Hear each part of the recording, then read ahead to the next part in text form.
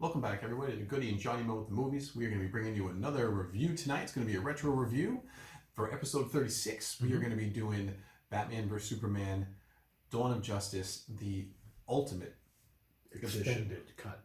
The old, I think it's officially called the Ultimate Edition, Ultimate but yeah, Edition. Extended Cut, Yeah. Director's Cut, however you want to call that. But before we get started with that, as always, we're going to do a little drink of the night. Well, first off, I'm wearing a birthday present that I got recently, a Dwight Schrute from The Office, saying false. I just started getting into The Office this recently. Really Just for funny. this pandemic. But I am drinking a Bitburger Fest beer, which looks almost like Christmas orientated, but it's not.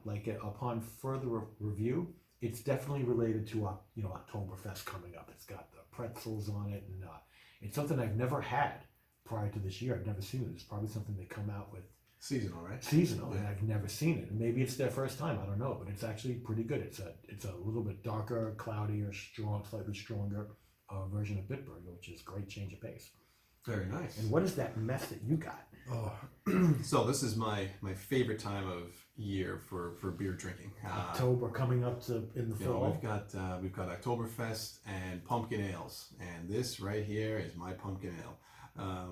I am drinking a Shipyard Smashed Pumpkin, which is different from their typical pumpkin ale that they have. This is a pint. And this is also 9% alcohol compared to their regular pumpkin ale, which I believe is like 5.5, something like that. And what is around your rim? You cannot have Can't buy it like that. You cannot have a pumpkin beer without the cinnamon sugar rim. Okay, Which you and made. a coworker of mine told me to use caramel around the rim instead of water. And it actually, the caramel adds to the flavor with the pumpkin ale, and it does. So that's my drink. Right, but you literally put all this stuff together in microwave. Oh, I did it all. Yeah. No, And then you heat up the caramel. You Uh-huh. put it around the top of the rim. It's it's warm, so it's starting to like drip a little But bit. there's no sugar on it? The cinnamon sugar is is around it. So I Gotcha, basically roll the glass in the cinnamon sugar. Gotcha. Okay, and then so basically you get a little taste of that every time you take Every take little a sip. bit. Oh, I go all the way around. Oh yeah, this is fantastic. it looks great. Yeah, this is my favorite time of year for beer drinking. I love Oktoberfest, and I love Yeah, pumpkin ales. I know I'm part German. I think you might have I am. you have Yep. part German in this, yeah. Mhm. So yeah, Absolutely. right up our alley. So to episode 36, everybody. Gotta make sure I don't get Yeah. Don't take that cinnamon with you. Cinnamon on me. Thank you everyone for watching, listening, however you're doing it, podcast or YouTube. Well, like my wife, by word of mouth, I just tell her about it when I get home. Well, typically the next morning, because we usually do these late, guys. Oh yeah, it's late. I think it's after 10 o'clock Eastern Standard Time. So, a little over a month ago, I think we did a Man of Steel retro review. And we did a pretty in-depth, I thought, review of that film. That kicked off the new DC film universe, or the That was DCEU. the first film in the new DC universe, whatever. That was the first connected film Okay. in the universe there. Okay. And the next one that came up after that was Batman vs. Superman. Oh, so this is literally the second one. And this Okay. is the second one. Okay, Correct. good. That makes sense. Now, when this film came out, this film did pretty well financially. It almost hit 900 million box office wise. Oh yeah, I think it did. And but critically though, it took a big hit. Oh yeah, And we'll get into that. In my opinion, rightfully so. I think the theatrical version of this film, Which is how is- much shorter than the other version? it's about a half hour. The theatrical version of the show is probably like just about 2.5 hours. And then this movie, the Ultimate Edition, is about 3. Okay, yeah, a solid half hour they took. Yeah. Okay. And in my opinion, the Ultimate Edition adds much more to the context of the film. Oh, hands down. I mean, it's been a while since I think I've seen the Ultimate Edition with you before.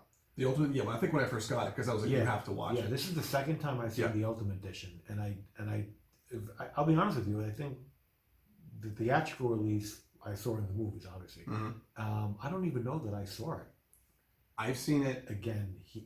I think I saw the theatrical cut 3 times when it was in the movie theater. Yeah, I did in the theater, but did you ever watch it?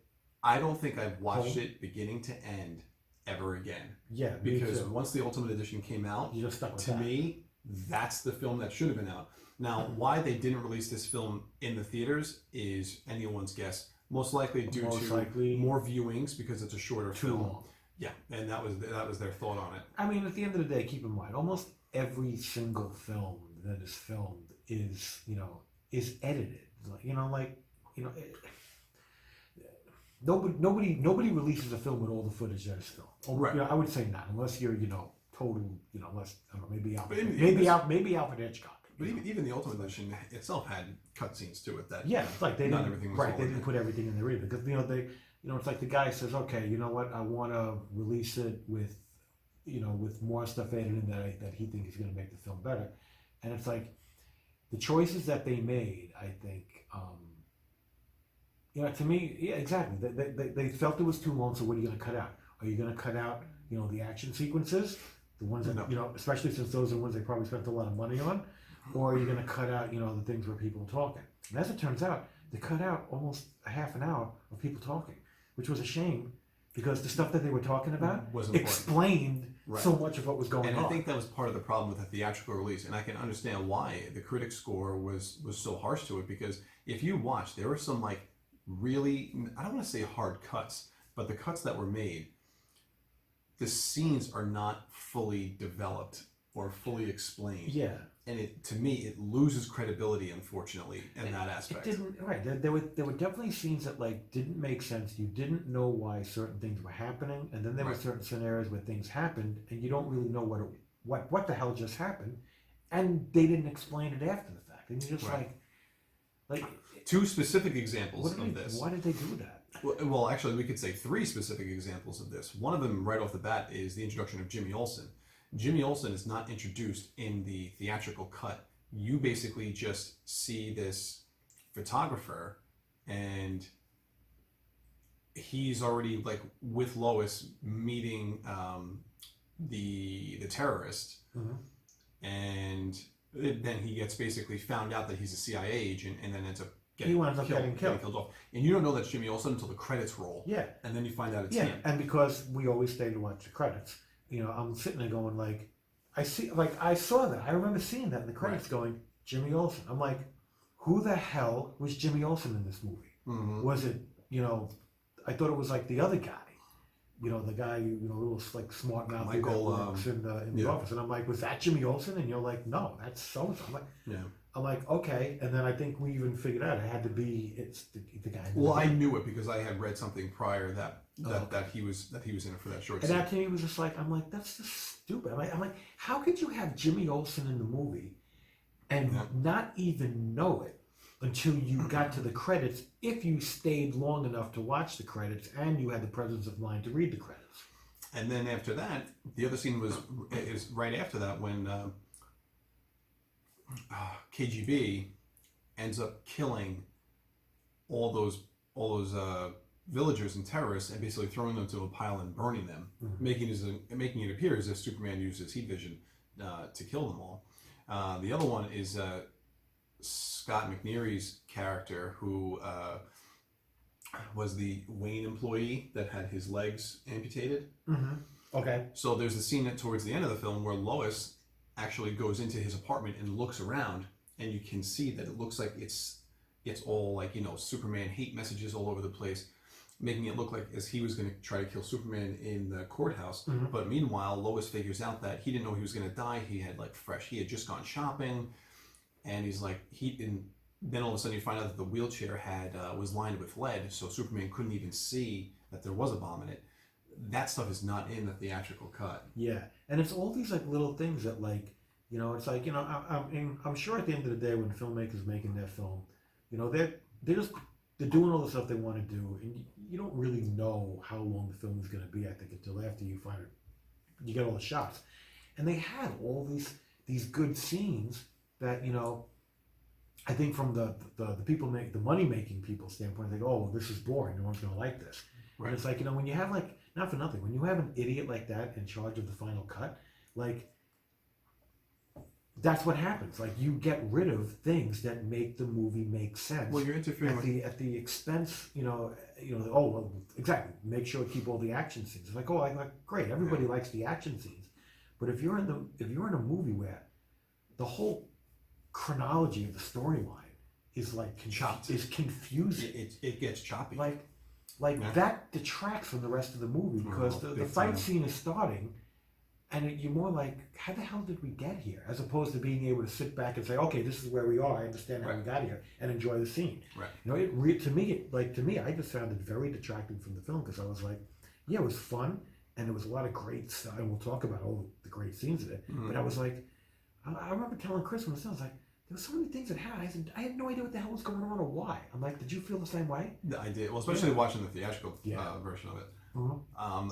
This film, to me, so we get Man of Steel, we get the introduction of Superman, and this film we get the Ben Affleck's introduction of Batman. And Oh, that's right. This is the first this Ben is Affleck. first Ben Affleck. Now, to me, this was very much a Batman-centric film with Superman in it. Even though it's named Batman vs Superman, Well, you would- Batman's name is first. and it is first in this, and you would think that these two would share the same amount of screen time, and I actually don't even think it's close. Really? I think Bruce Wayne and Batman definitely have much more screen time than Clark Kent and Superman. I absolutely, Okay. and that's in my opinion. But I think there is statistics of how much these guys were actually on screen together. Mhm. But I ultimately feel that this really was a huge introduction to Batman. Well, to me, okay, so for example, keep in mind, like, in the part in the beginning where Bruce Wayne is driving around New York City while Superman is fighting Zod, Oh, Metropolis. Yeah. most of the time you're seeing Batman. You're seeing his point of view. Right, but in my opinion, that's a shared scene. Superman is in the scene, just popping in and out. It's Yeah. to me, that's But that's more like that's background. that's a shared scene. Shared scene to me is when they're both in front of the camera, not like Yeah, back in okay. the distance. That I wouldn't I count mean, that. if you as a shared scene. eliminate all that time for Superman, then Batman's time creeps up. But of course, I'm biased, so of course I'm going to say that I want to see Superman on screen more. But you mentioned that opening scene, and I actually thought that was brilliant. I thought the opening Metropolis scene through the lens of Bruce Wayne and him seeing this invasion by Zod and the Kryptonians, how that all played out, I thought was great. Especially the scene in the Wayne building where that now we find out that that's the building that Zod and Superman crash into and fight, and Zod first gets his heat vision, and the exact movements that occur in Man of Steel are now replicated in this from a completely different angle. Yeah, I mean, not even necessarily from Batman's point of view, But just from the civilians, just all the people. Right, yeah, it's think of it in terms of a civilian point of view, Right. because how they're seeing the stuff happening in the sky, it does feel like otherworldly. Yes. It's just like a battle of titans. Right. Like these two gods that are fighting. You really see it from you're seeing it from street From the level. ground level. You're seeing it from street level, which is very different from I think most of the point of views. Well, in Man of In Steel, Man of because Steel. it's just the two of them really going at it. And I thought that was such a really interesting choice to start the film that way. Well, yeah, and it was good because it like went back. Like Yes. it kind of replayed a scene from the Superman movie, and it was exactly from a different vantage point. Now the one thing I did not like about that scene, which to me was just like, I mean, it looked good, but to me it was a little stupid. Was how Batman got he's not even Batman. He's Yeah, not just in Bruce. Yeah. He's Bruce Wayne driving around Manhattan while it's being destroyed. No, sorry, Metropolis while it's being destroyed. And he's in I don't know. He's in a Jeep. He's not in a Batmobile. He's in a Jeep. Yeah. And I'm sure it's a company that paid a lot of money to have Bruce Wayne drive the Jeep in that scene. So that's a total, what do you call it? Plant. Oh, yeah. Like Marketing. Like market, branding. yeah. So basically you got Bruce Wayne driving around Manhattan trying to get to the Wayne building. Mhm. And it's like, he's navigating through the chaos. And I'm like, okay, you're in a Jeep. You're not in your suit. Jeeps are all-terrain vehicles. You don't have radar. You don't know what's going on. You know, when But you're he knows where his building is. I know he knows where his building is, but it's like, you know, he's like navigating through the battle going on. And it's like, no, you don't know what's going on. The building right next to you could blow up in 1,000 pieces and explode and take out a full city block in the next 5 seconds, and you wouldn't see it coming. You wouldn't be able to avoid it. In my opinion, you're just getting lucky. And you're sitting there going, driving like, oh, he's like, okay, that's going on. Like, you don't know what's going on until it happens. And at any point in time, any of those things that are happening, you could be in the dead zone.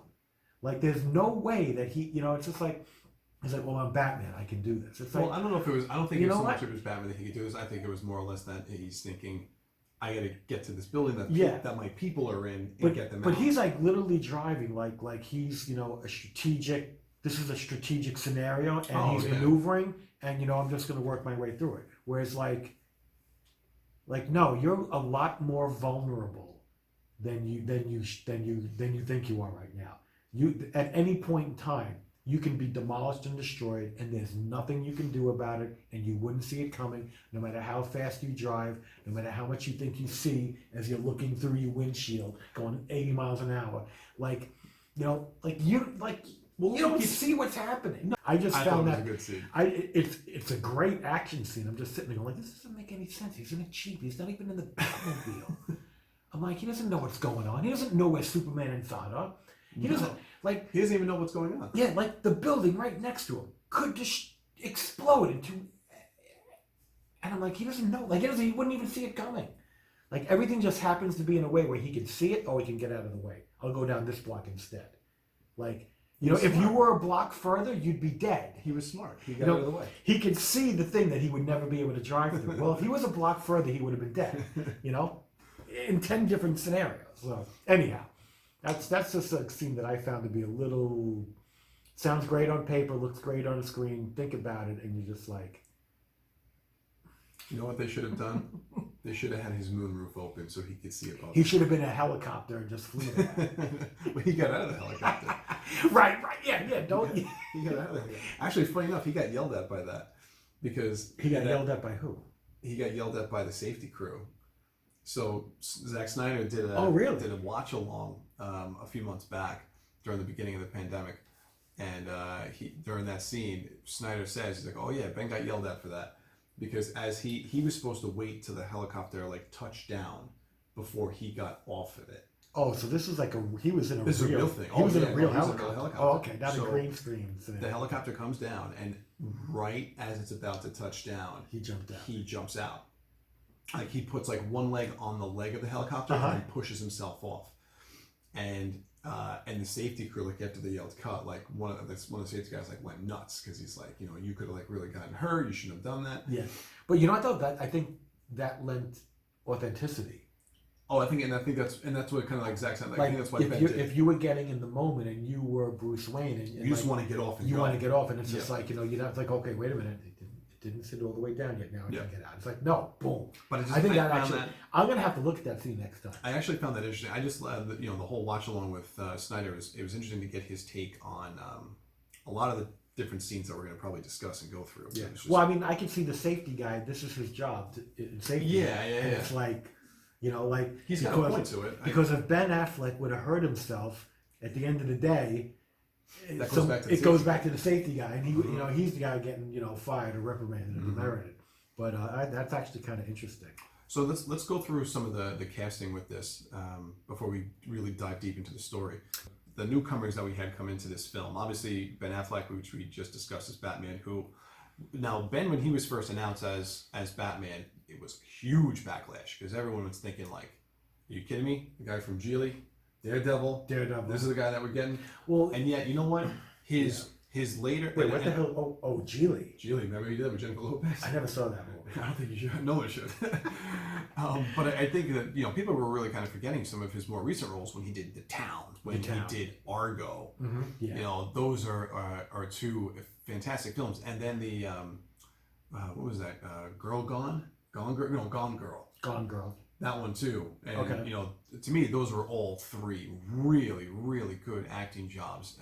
And one of them, oh no, two of them that he directed, right? Because didn't he direct The Town? He directed The Town. Right, he did The Town and he did Argo. Yeah, Argo actually won Best Picture.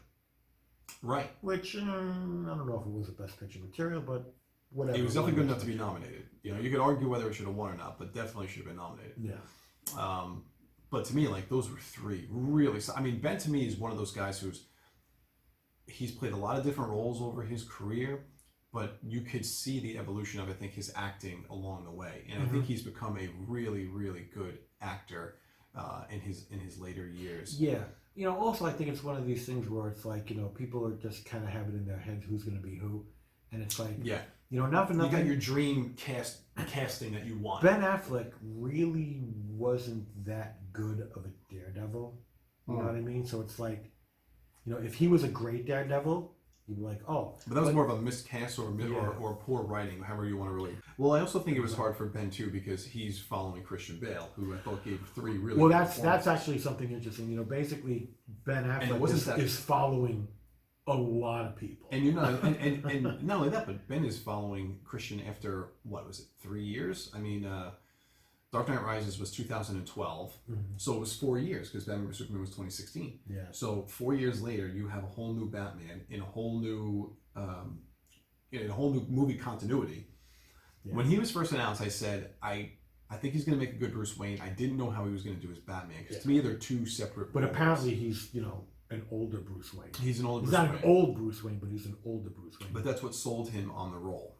That he was when Snyder initially, I think mature he wasn't going to be interested, but then Snyder told him what it was going to be about, and he enjoyed.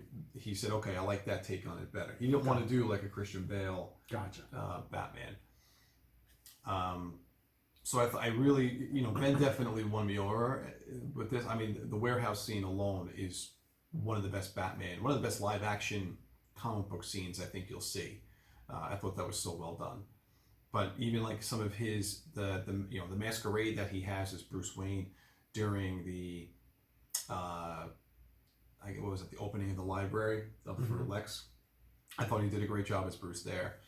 I love Jeremy Irons. I have liked Jeremy Irons. Yeah, Jeremy Irons is Alfred. For a long time. He was really good. You know, I mean, how do you follow up Michael Caine, who again, who was great as Alfred in the Chris Nolan Batman films. Yeah, but who was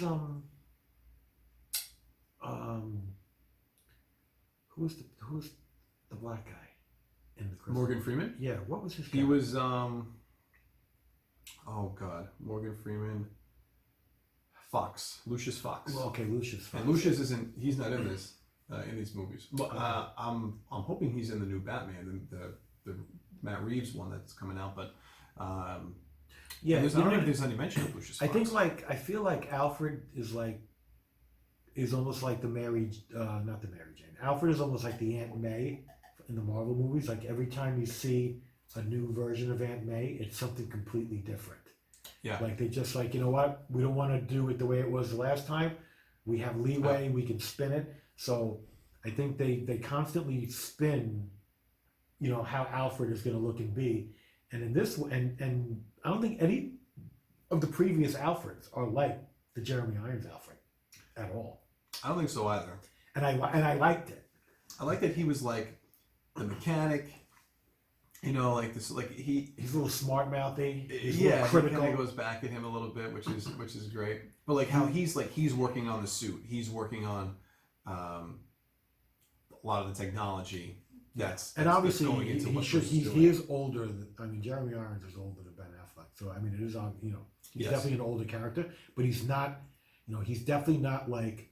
I think anywhere near as old as say Michael Caine was when he played Alfred, and even Alfred Gough, who played it in the Michael Keaton films, or even going back to the Batman TV show, whoever the guy who played Alfred, was old guy. I forget that name. No idea what his name, but he was very much very formal type butler type guy, but no, definitely an older guy. And in this too, again, seeing Bruce play the detective when he's going after the white Portuguese and the KGB. I don't think we ever saw Alfred even in like any sort of butler servant uniform. He was like walking around and in a t-shirt after. He was doing no, he had Like almost I think like he had outfits, like but a mechanic. Like he was almost he- looked like he was in a sweatshop and like you know. he had that for a little bit. No, when he was outside chopping wood, he had the coat on and everything. So I mean, I think it, depending on the scene, but he was never in like a formal like butler attire. Yeah, like coming in, But serving dinner. And, I think his role at this point has kind of just surpassed those needs, and I think that's Yeah. to me. I'm like I bought into that. Like I don't. No, I need, did too. I don't need to see that scenario. right. I think we've we've actually seen that enough. So if you're gonna do something different, do it like this and work Yeah. work it into the story. And it like like it almost makes it like a different type of relationship.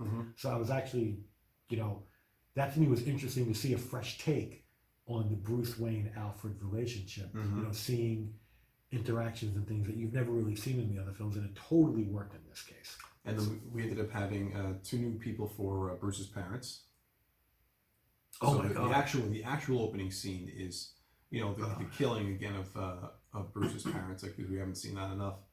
But Which apparently took place, because as time goes on, nothing, as time goes on in the world, nothing really takes place when it originally occurred. When people so it's like when I it really think happened in the late 30s. is happening now in the early 80s, because I think it. If you look at the marquee of the film, the leaving, I think it was Excalibur, and I think that came out in But '81. it does talk about Zorro. Which is like, yes, I think Zorro the Gay Blade with Richard Hamilton. And that's the movie that that they came out of Yeah. in the comic book. But yeah, they talked about Excalibur. There was a couple of other movie marquees, the movie posters that were. And I'll be honest with you, I'm a little notorious with that. Anytime I see that, especially if I'm at home, I can pause. I'm gonna say like, okay, when is this movie supposed to take place? Right. I'm looking up the movie to see if it's the right year and they make sure that they're marquees. Make sure the details correct. Yeah. And it also if you really don't know what year it's supposed to take place, that's a hint.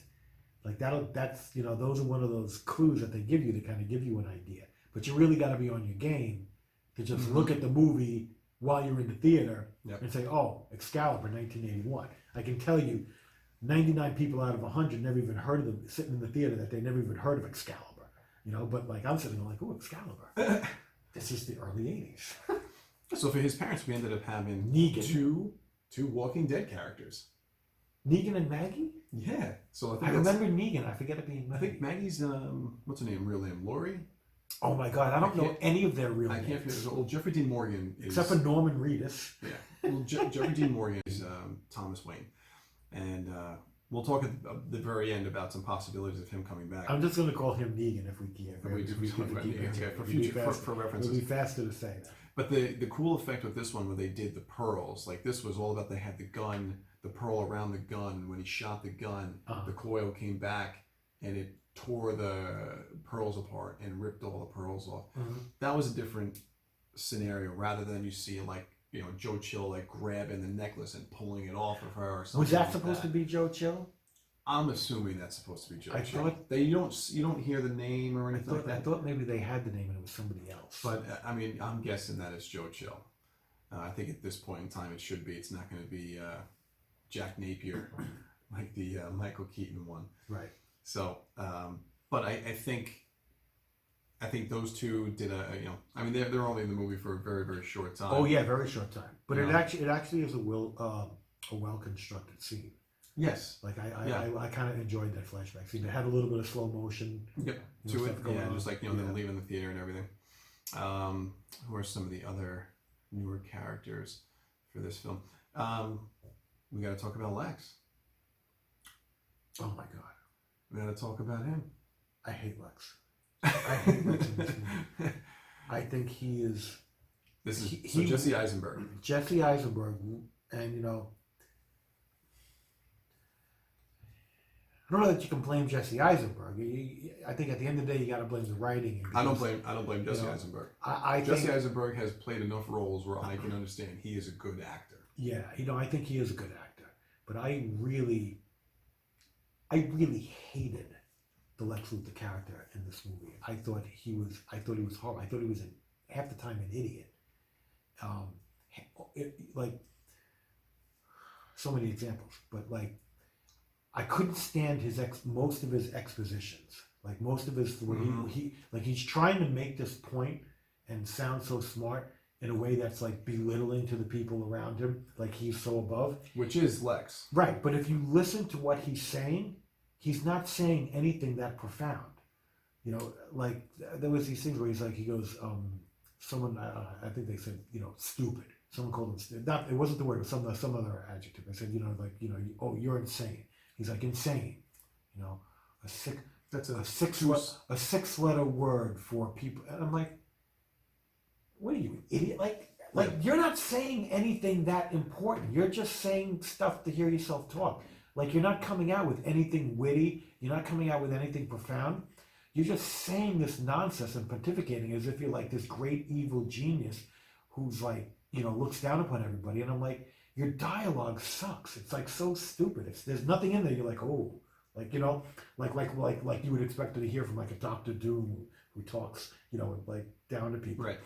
Or even like Ra's al Ghul in Batman Begins. Yeah. Like I think about some of the speeches that he gave to Bruce and like how he spoke. Yeah, they were like full of depth and they were good analogies. Yeah. And I just feel like Lex Luthor in the comics better than I do.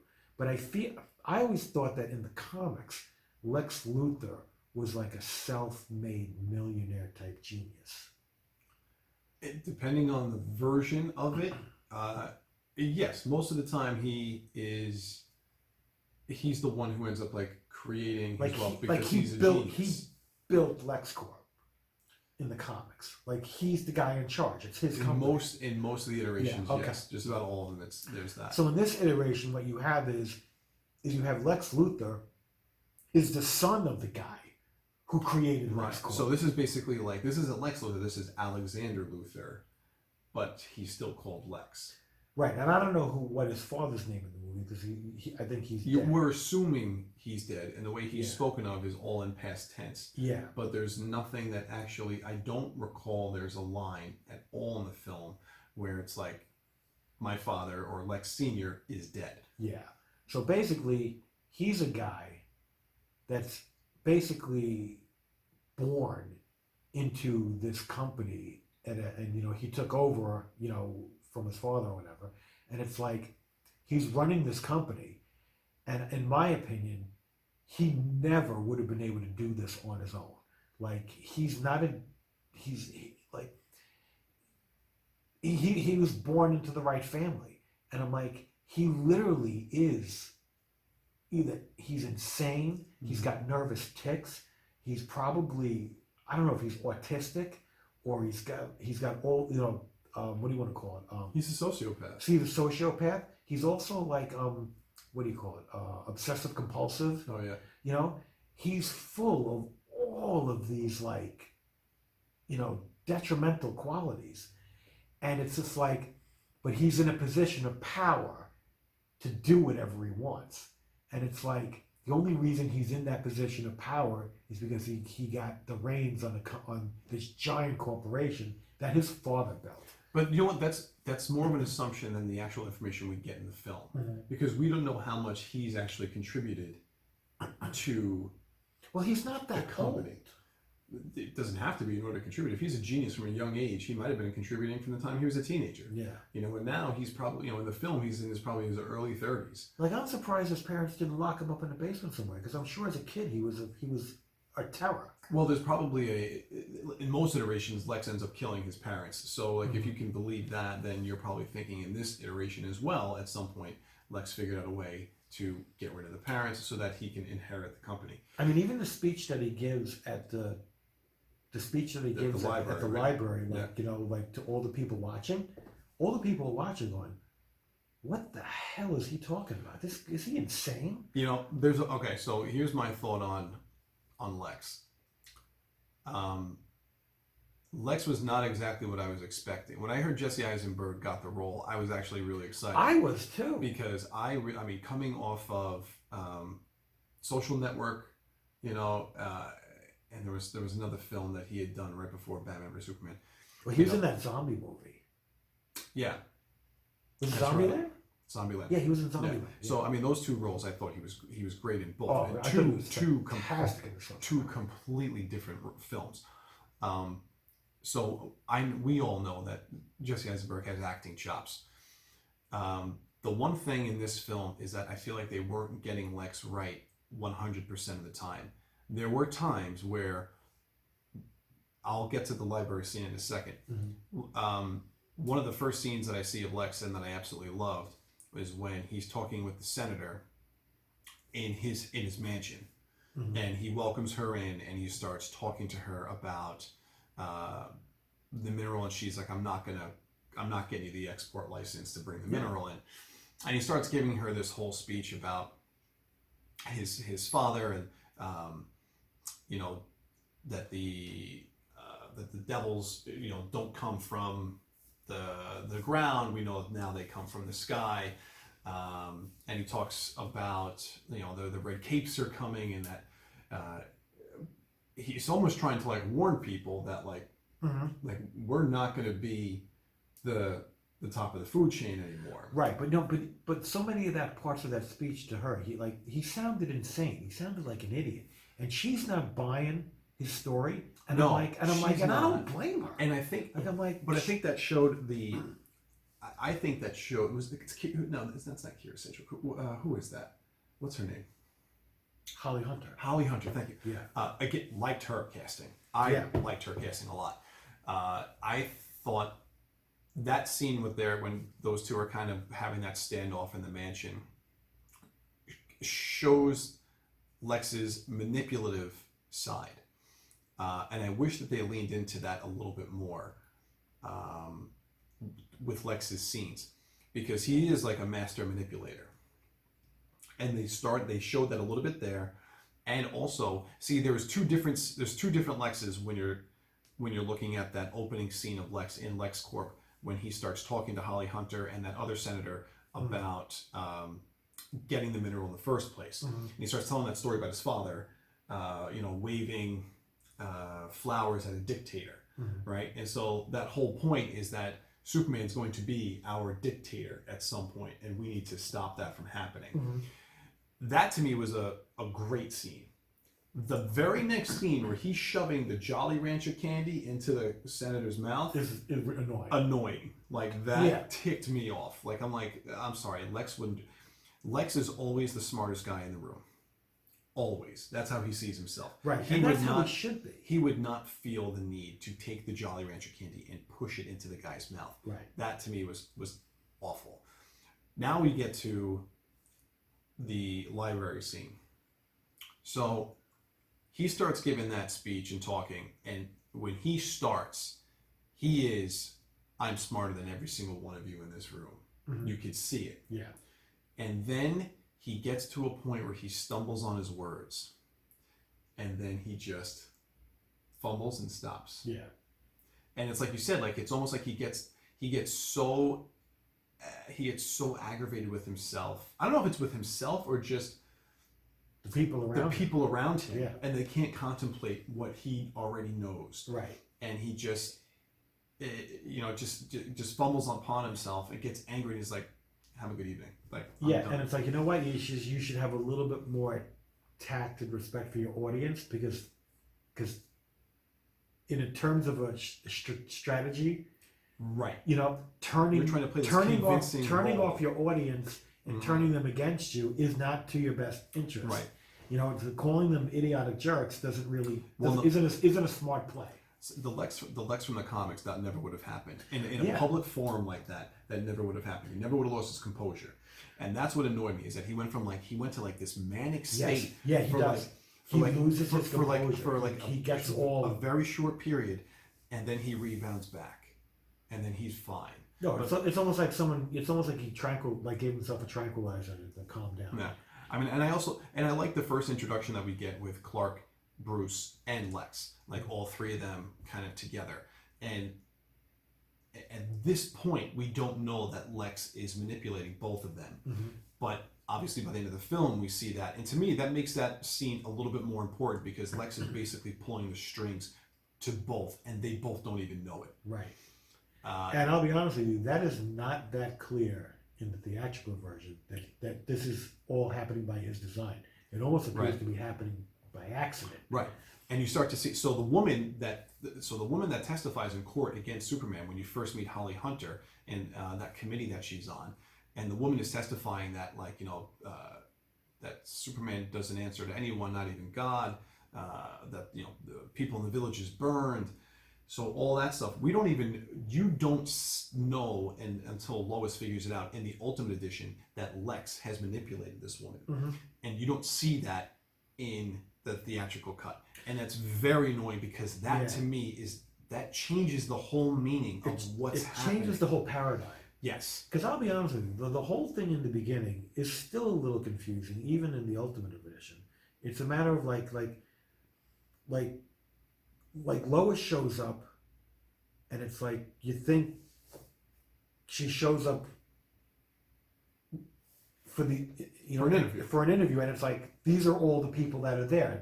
But it turns out like there's subsets of groups in there. There's more people, right? Because they turn on each other and they kill each other, and then there's another group of people outside trying to come in, and like it's really hard to figure out who is who, and what are they doing, and what are they trying to accomplish. And in the theatrical version, they don't explain it well at all. In the Ultimate Edition, it is better explained, but it's still a little hard to follow.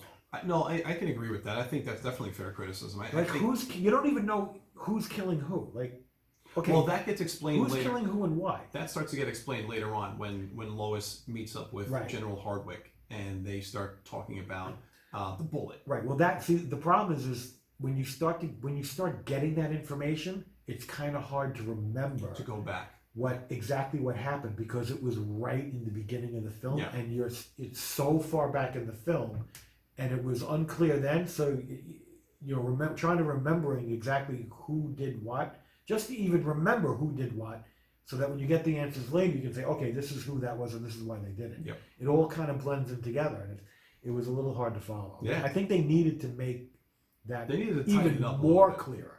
No.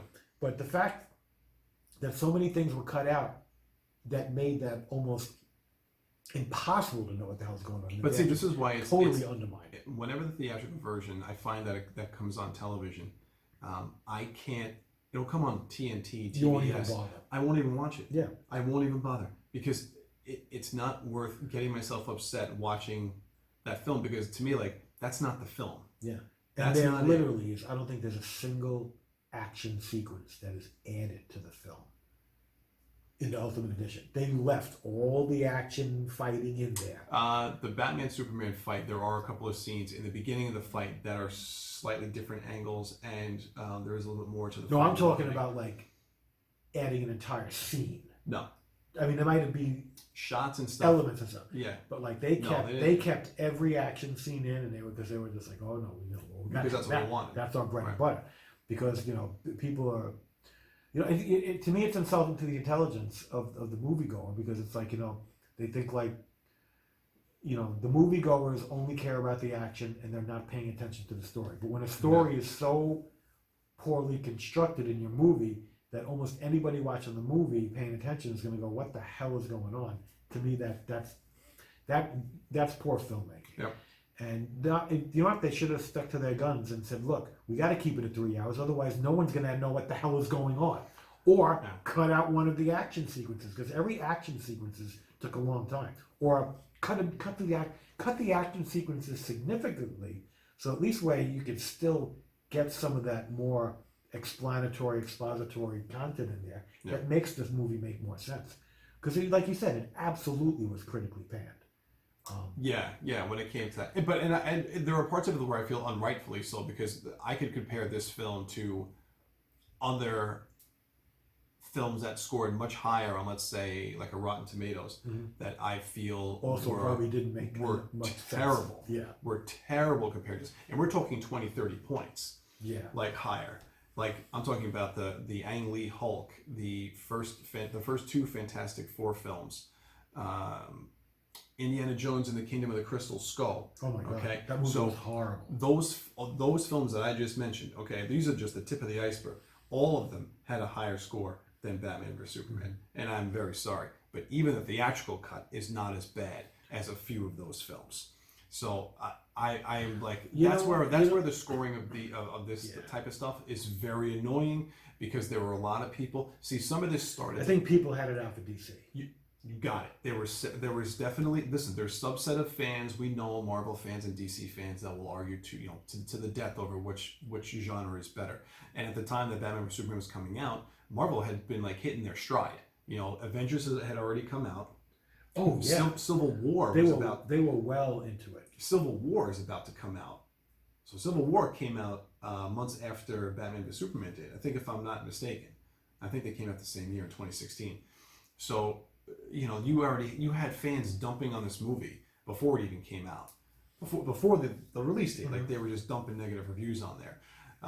As far as the fans went, and then a lot of the critics, when they added it on, and I think it's because I think people got tired of DC, because DC kept doing these onesie type movies, or just trilogies for the same character. Nothing was connected, and a lot of them were hit and miss. And it's like they weren't taking any chances. They're just constantly doing Batman and Superman movies and almost nothing else. And everything else, like Green Lantern was such a failed attempt.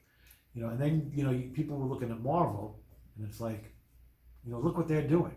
They're stringing these movies together that they're all connected, and they're doing all. They're not, like the Marvel movies didn't even have access to some of their biggest names, Spider-Man and the X-Men.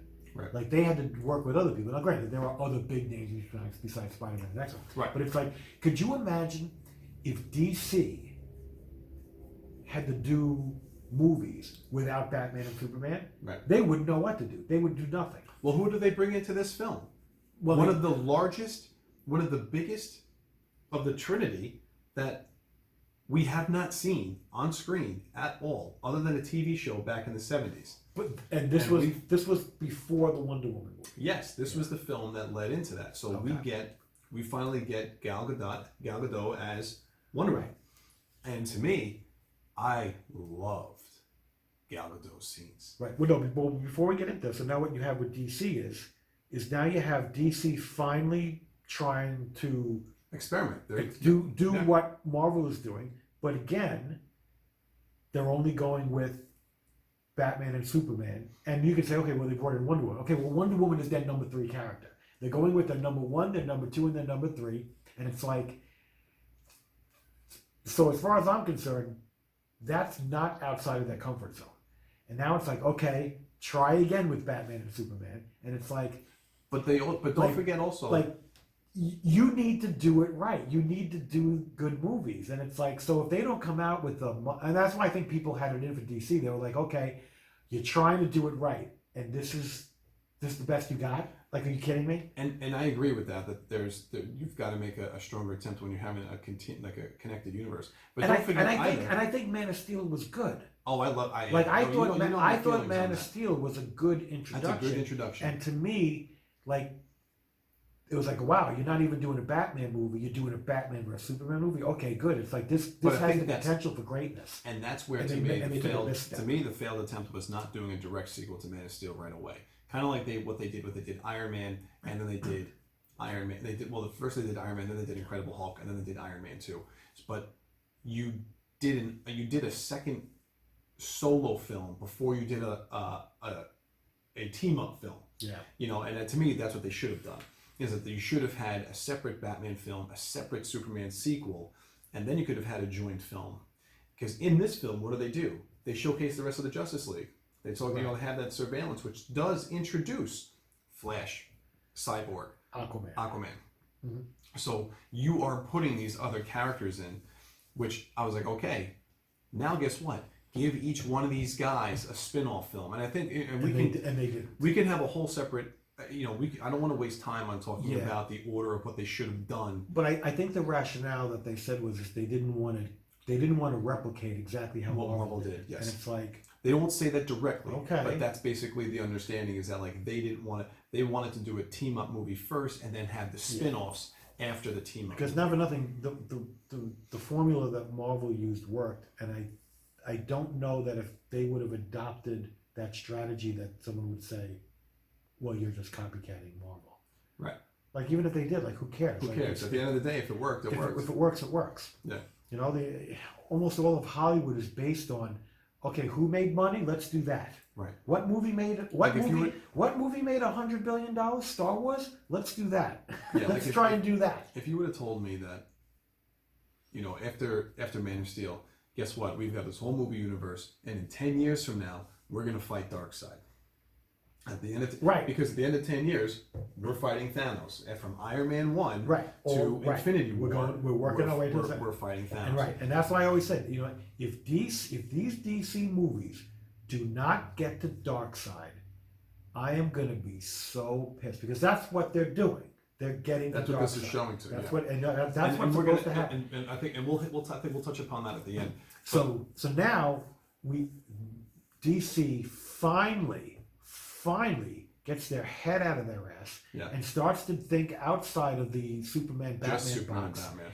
and they pull out Wonder Woman, which I think everybody's been waiting for something with Wonder Woman ever since, you know, Linda Carter, Yeah. you know, Came retired. onto the scene. You know, And I think, and that was in the late 70s. you know, I mean, or mid to late 70s. right. And so think about how many years went by. You're How talking many 2016. decades? How many? Now, the one thing I'll say that really ticked me off about this, and what they should have saved, is they showed her in the trailers. They showed Wonder Woman. So you knew she was coming. Oh, you think it should have been a complete surprise? To me, that should have been a Yoda fighting Dooku surprise. Like, Wow. you don't show that in the trailer. If you were going to do anything, you glimpse maybe Gal as Diana Prince. You do not show her in the Wonder Woman costume. That I would have left for the movie. And you let that shock and Well- awe of her coming down and saving Batman. Okay, I'm gonna say that was more of a marketing decision. Oh, absolutely it was. And I understand that. And but I think it was the wrong decision. Yeah, it's the wrong decision if you have nothing to lose, but it's the right decision if you have everything to lose. And I understand why they did it. They wanted to put butts in the seats. They wanted to bring, you know, Right. probably more females into the seats Right. to show, hey, And- listen, but we've you know got what? Wonder I think Woman they're in the coming. middle, because at the end of the day, it's a Batman versus Superman movie. Even if you don't know Wonder Woman is going to be in it, people are going to that movie.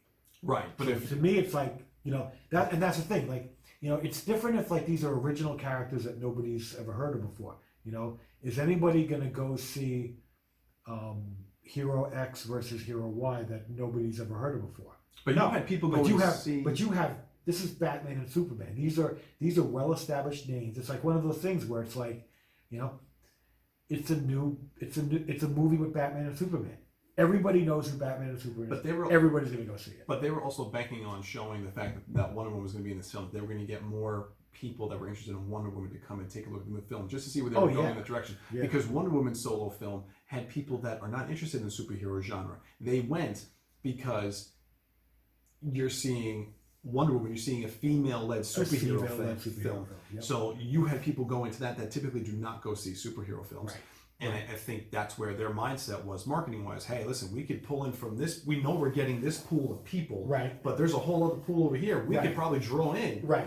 And I think, unfortunately, to me, that left that deflated a huge shock value if we would have seen that happen in the film. Yeah. Like, to me, that would have been really, really cool. And I think Gal Gadot is a really good Wonder Woman. Oh, yeah. She just... And I love She- the fact she's that totally a different type of Wonder Woman than I grew up with. Yep. I'll tell you that. And I love that they didn't hide her accent. They let her keep it the way it was. Uh-huh. And because to me that kind of alludes to the whole Amazonian lifestyle, and that they're not going to have a regular normal English accent. Right. They're going to have a different accent from where they're all based out of. And as much as I would have loved a much more bustier Wonder Woman, because most iterations of Wonder Woman in the comics and Well, how she's drawn later on. Yeah. In the beginning, it wasn't that way. yeah. But it's like, you know, but in reality, it almost makes sense that she would be less Slimmer. bustier. She'd be more That athletic. She would be more athletic and, you know, tighter And I'm you know, very happy lean- that and they did leaner. that. Because to me that's more real world. That's exactly Yeah. what and I think Patty Jenkins showcased that very well in the Wonder Woman film, which we could save for another day. Because at the end of the day, everybody still has Linda Carter's Wonder Woman in the vault somewhere. You can always pull that out of the vault and watch that if you want to see really, really great, sexy Wonder Woman. But I loved Gal in this. I thought she was really, really great. Such a really great introduction of that Really character. strong characterization. And such good scenes. Yeah. Such good scene. Like she had that stare down with Bruce Wayne, not once but twice. And I thought that was really, well really done. strong. And I mean, I don't know if we're jumping to the battle scenes, but the battle scenes. Go right to the the battle scenes with Wonder Woman are just fantastic. But it's great because they showcase her as a fighter. Like Yeah. you see, she's a warrior, and she thrives yeah, on it. Because I think when like the scene where like she gets punched and thrown back, and she like, just kind of like grinds to a halt and stops, and then she just smiles and jumps right back. Like this is her bread and butter. This is what she was born for, and and she's good at, and she kicks ass. I mean, it was really, and I love the scene when like Batman and Superman are looking at her and they're like, I thought she was with you. Yeah, is she with you? Yeah, no, I thought that was a great line. I actually enjoyed that. Yeah, no, she was really. I mean, to me, I think she saves the film for me. I mean, She saves that final because battle. I love her character in this movie so much that I still enjoyed the theatrical version of this movie because of her. Most of her stuff in the theatrical film is in the ultimate. Like there wasn't much added to her from the ultimate. No, exactly. You can basically see all of her. Right, and I think that there's reasons why they didn't leave her out. Yeah. But ultimately, as we get towards the latter half of the film, because this is a long film that we could really keep ironing out. Once we get to the point that we see a dead Michael Shannon that gets taken, and Lex creates Doomsday. Yeah. Okay. So. In Zack Snyder's world, I'll preface this by saying he creates a version of Doomsday. Yeah. Not the real actual Doomsday, where if you ever listen to Zack Snyder talk, is still out in the universe. Okay. So one of the things that I find a little annoying with the whole Doomsday thing with Lex Luthor is when Lex is in the Kryptonian ship and he like taps into the main computer and he's like, "Tell me everything." It's like, you know what? They're not going to be able to tell you everything. You're not going to be able to absorb everything.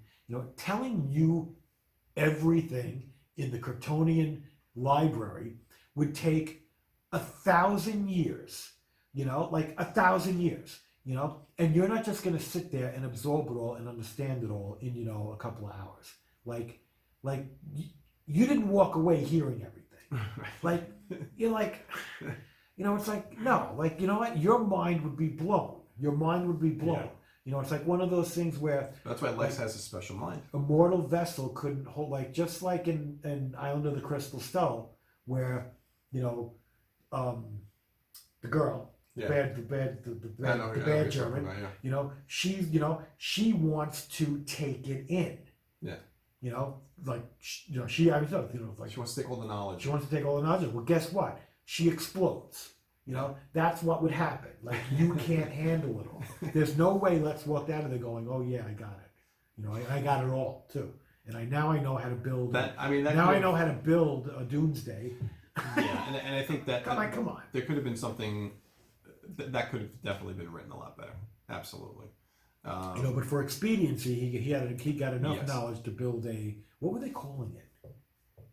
They didn't call it Doomsday. They called it. It was an abomination. An abomination. It was. I kind of like that. A creature. I like that. They said a creature. Something like that. So. It wasn't an abomination. It was something else. It was some other name, but whatever it was, I liked what they called it. That they basically that they like erased it from history or something like that. Yeah. I guess before we even get to that final battle scene, there's something else that occurs is the fight between Batman and Superman. And I think that fight is great because obviously we're talking Dark Knight. We're talking Frank Miller's Dark Knight Returns, considered to be one of the greatest comic series. It was a 4-issue limited series from I'll say the mid '80s. Yeah, I think 80s. it was mid '80s. Yep. You know, it's to me that's just one of the, and it really is one of the greatest and one of the best comic books ever done. Written by Frank Miller and drawn by Frank Miller. Mhm. You know, and the 4 issues, you know, kind of iconic covers. You know, especially I think issue 4 is one of the best comic book covers of all time. With, you know, it's got like it's their silhouettes, but it's colored. It's silhouettes and color, but a lot of the details are kind of dark. But it's like, you know, Batman and Superman facing off. You know, look, I forget who's in the higher position, but it's almost like on an angle, like on a cliff. Mhm. You know, like a side of some sort of rocky terrain, and it's like they're positioned, and it's a great cover. But this battle is right out of Dark Knight Returns. Yep. And it's all about, you know, basically Superman going, what the hell could this guy do to me?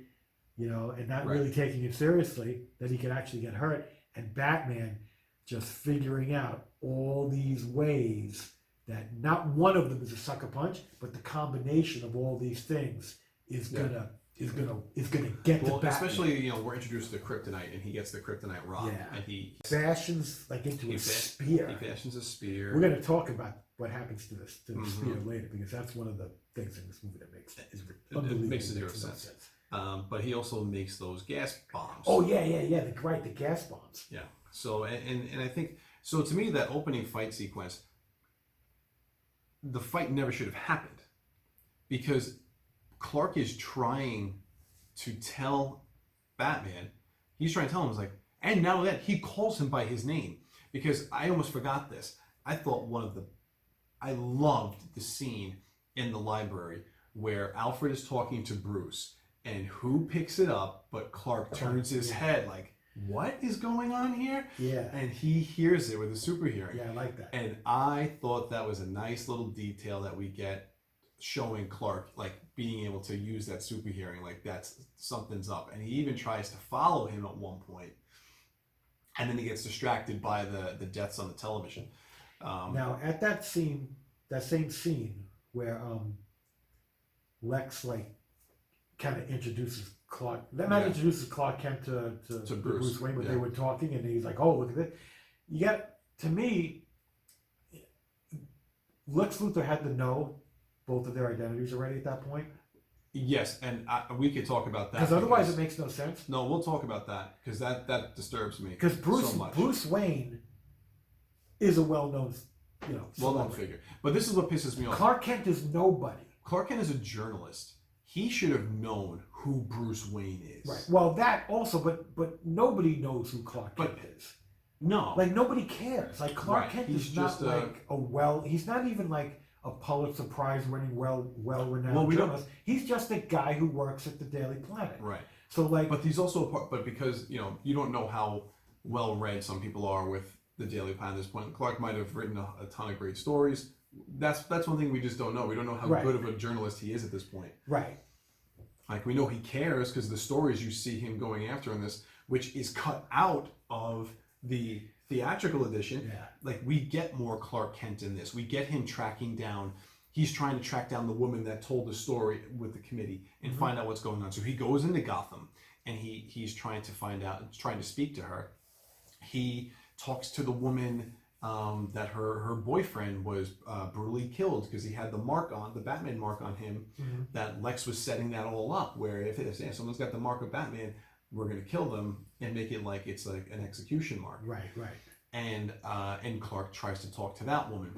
So to me, that's finally where we get to start to see Clark Kent, the journalist, and you can see him starting to talk to Perry at one point, and these stories matter, and you can see how he's really trying to fight for, almost like the little person, like these stories should be coming out, and why are we not publishing these stories? Right. Like, I liked seeing all that, and a lot of that was cut out. Not the scene with Perry, because that scene is in the theatrical film, but it means more in the Ultimate Edition. Yeah. Because you see what he's going after. These are the things that, give layer and texture to the characters and to the film.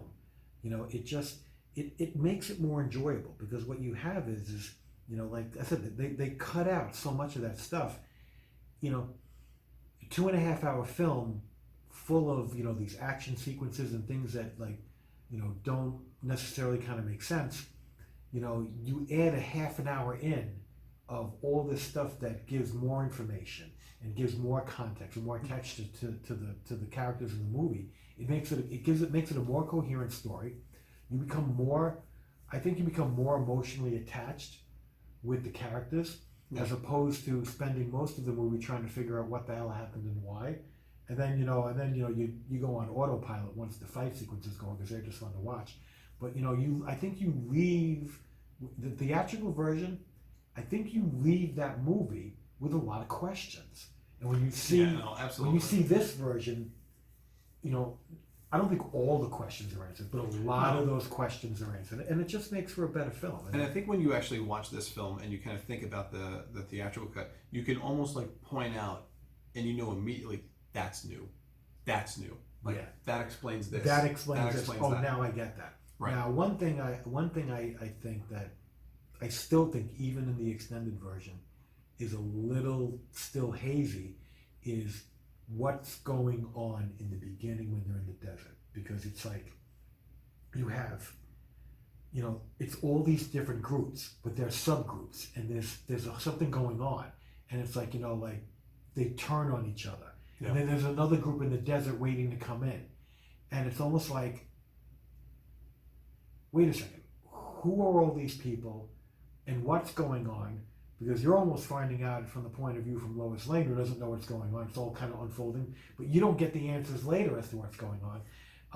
I think in the unlimited version, not the ultimate, in the ultimate version, I think you get a little more of that. But the problem is the answers come so much later, because all that stuff happens in the very beginning of the film. And you're trying to relate that all back. Yeah, and it's hard because it was confusing then, and you may not remember it well. And it's to me that part of the film is still hard to keep it all together after 3 hours. But at least you have more information, and it makes it a little better. And like again, I think what we mentioned earlier, now that that's Jimmy Olsen in the beginning. Why they threw him away, I don't know. Right, nobody knows. I guess they said, we can't have a movie without Jimmy Olsen, but we really didn't write him into the story, so let's just kill him in the beginning. I think that's what it was too. I think it was like, oh, we'll just give him a little cameo here, and then just end up killing him off. But when we talk about identities, if there's one thing that I get upset with, is that I do not tend to enjoy when the villain finds out the secret identity of the hero. I have always found that sacred in comic books, where I always enjoy the hero's secret identity to not be known, and the struggle to hide that, to keep that secret from other people from finding out. So in this film, Lex, we find out when Superman goes up on the rooftop once he saves Lois, and he's talking to Lex, that Lex knows his identity, calls him Clark Joseph Kent. Right. And basically also we know it, and then he starts to talk about Batman, and how like he's basically sending him little notes to that, you let your family die. And so we know now that Lex also knows that Batman is Bruce Wayne. Yeah, but how? And there's no explanation of how that's done. There's no security footage that Lex has. I mean, Lex has all the security footage and all these other heroes for the Justice League. Yeah, and what did they call them? The heroes? They didn't call them superheroes. They had another name for that. No, the metahumans. Metahumans, yeah. Metahumans, okay. Yeah, they call them and that is in the comics. So that's something that's carried over. Oh, is it? Yeah, that's been a term that DC's been using. I don't know if Marvel uses that term. No, I don't think so. But DC definitely uses that term. Okay, you would know that better than me, because you're reading current books. Yeah, interesting. Okay. But it's very frustrating to me that we never really find out how Lex knew Clark Kent was Superman. Yeah, and not for nothing, that's a big thing. Oh, huge. Like, that's a big deal. And that's my problem. Listen, I would have bought into it if you could have explained to me how Lex found that out. That's glossed over. Yeah, and that's at best. And I'm not talking about like half an hour of the you gotta give something. You could have solved that with a 2-minute explanation. Exactly. Right. I didn't need to see the play-by-play how he figured out everybody. It's just like you can't. I think they're just saying like you assume, and not for nothing. Right. I didn't feel that strong enough about the intelligence of the Lex Luthor character to just automatically assume. Like I don't give him that level of respect that I give like Doctor Doom. Like Doctor Doom figured it out. You just assume he figured it out. The Lex Luthor, the traditional Lex Luthor of the comics. I go, you know what? He figured it out. This Lex Luthor, I don't give him that. I'm sorry. If the Lex Luthor in the comic hasn't figured it out, this Lex Luthor's not figuring it out. Oh, so the Lex Luthor in the Okay. comics never figured it out. Okay. Not yet. Well, not in most circumstances. In most iterations. most universes. So it's like, all right. So I'm still having a hard time with that. So that's definitely one of my biggest pet peeves about this movie, in either edition, would be the secret identities. So I still definitely have a problem with that. Yeah, and oddly enough, they don't like neither version explains it at all. No, there's nothing. I mean, Like that. All that shows you is that they didn't even film it. right. They didn't even like we're not even going to get to it. Just we need the movie's 2.5 hours, the movie's 3 hours, whatever it is. We need to get along with just, you know what, Lex is smart, he figured it out, everybody just assumed that. I'm like, you know what? To me, that would have given more credibility. Oh, and wait to Lex. Yeah, to the Lex Luthor character. Like, it Well, would have it's wasted, offset some of the nonsense surrounding it. It's wasted. It's wasted on that character because Yeah. they could have done so much more with Lex. Because in it this is film. not obvious that he's pulling all the strings all the time. Certainly not in the theatrical version. Yeah.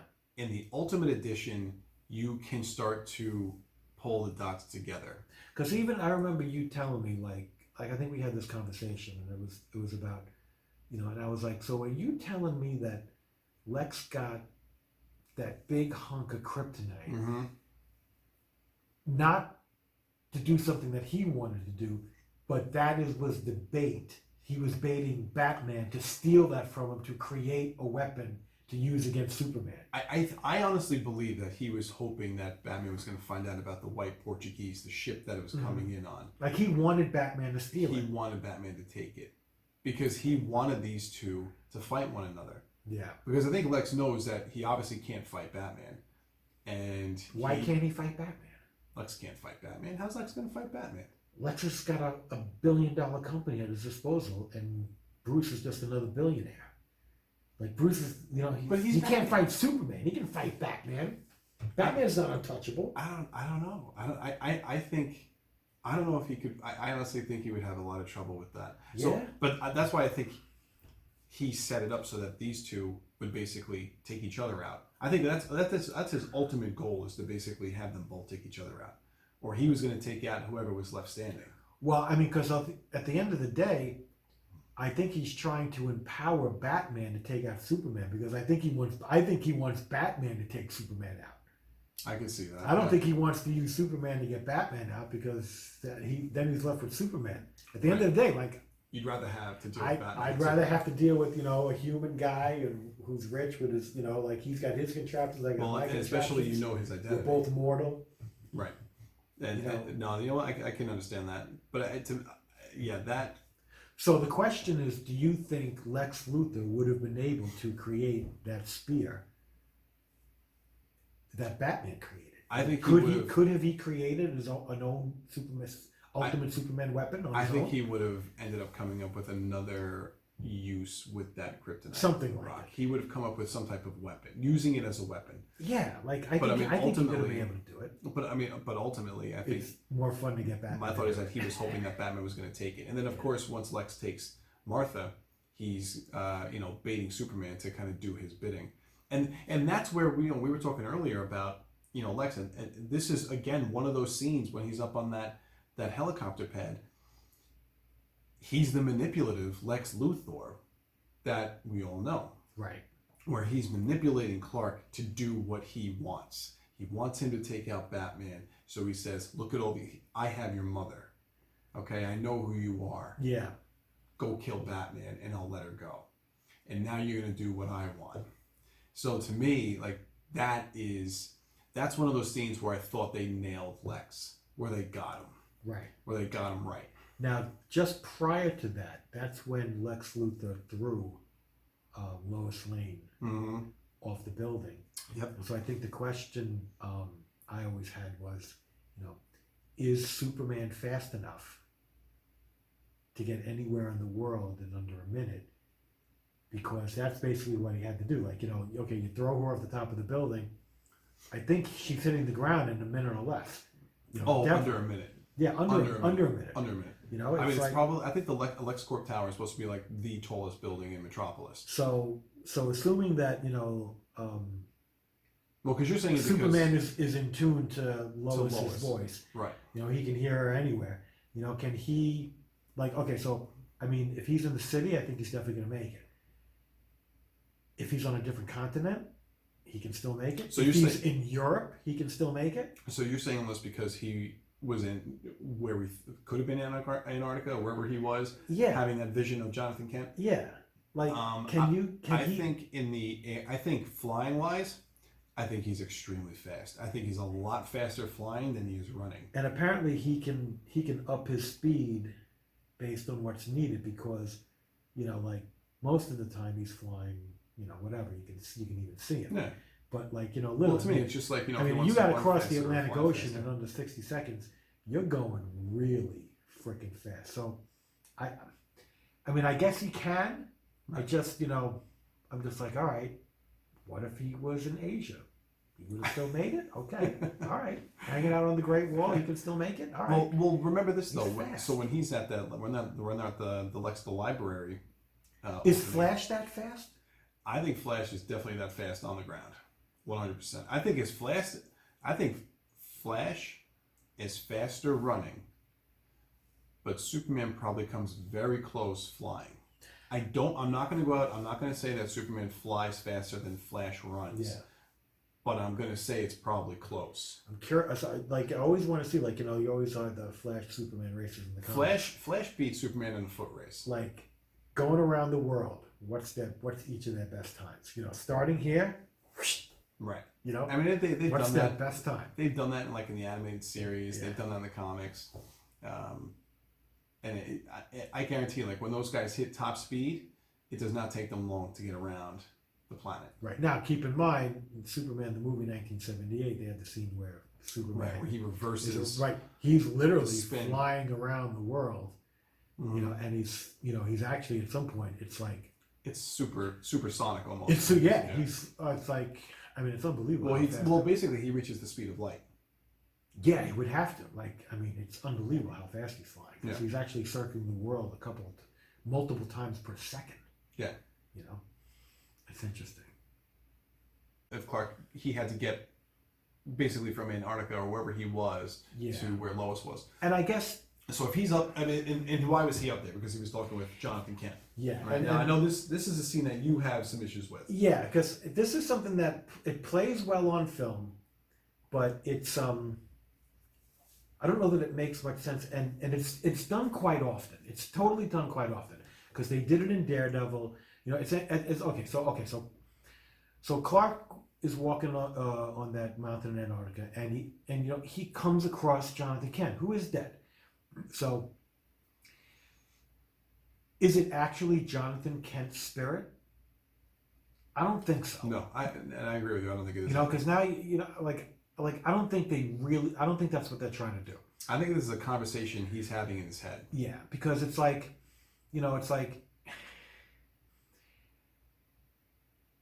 and obviously Superman doesn't have spiritual powers.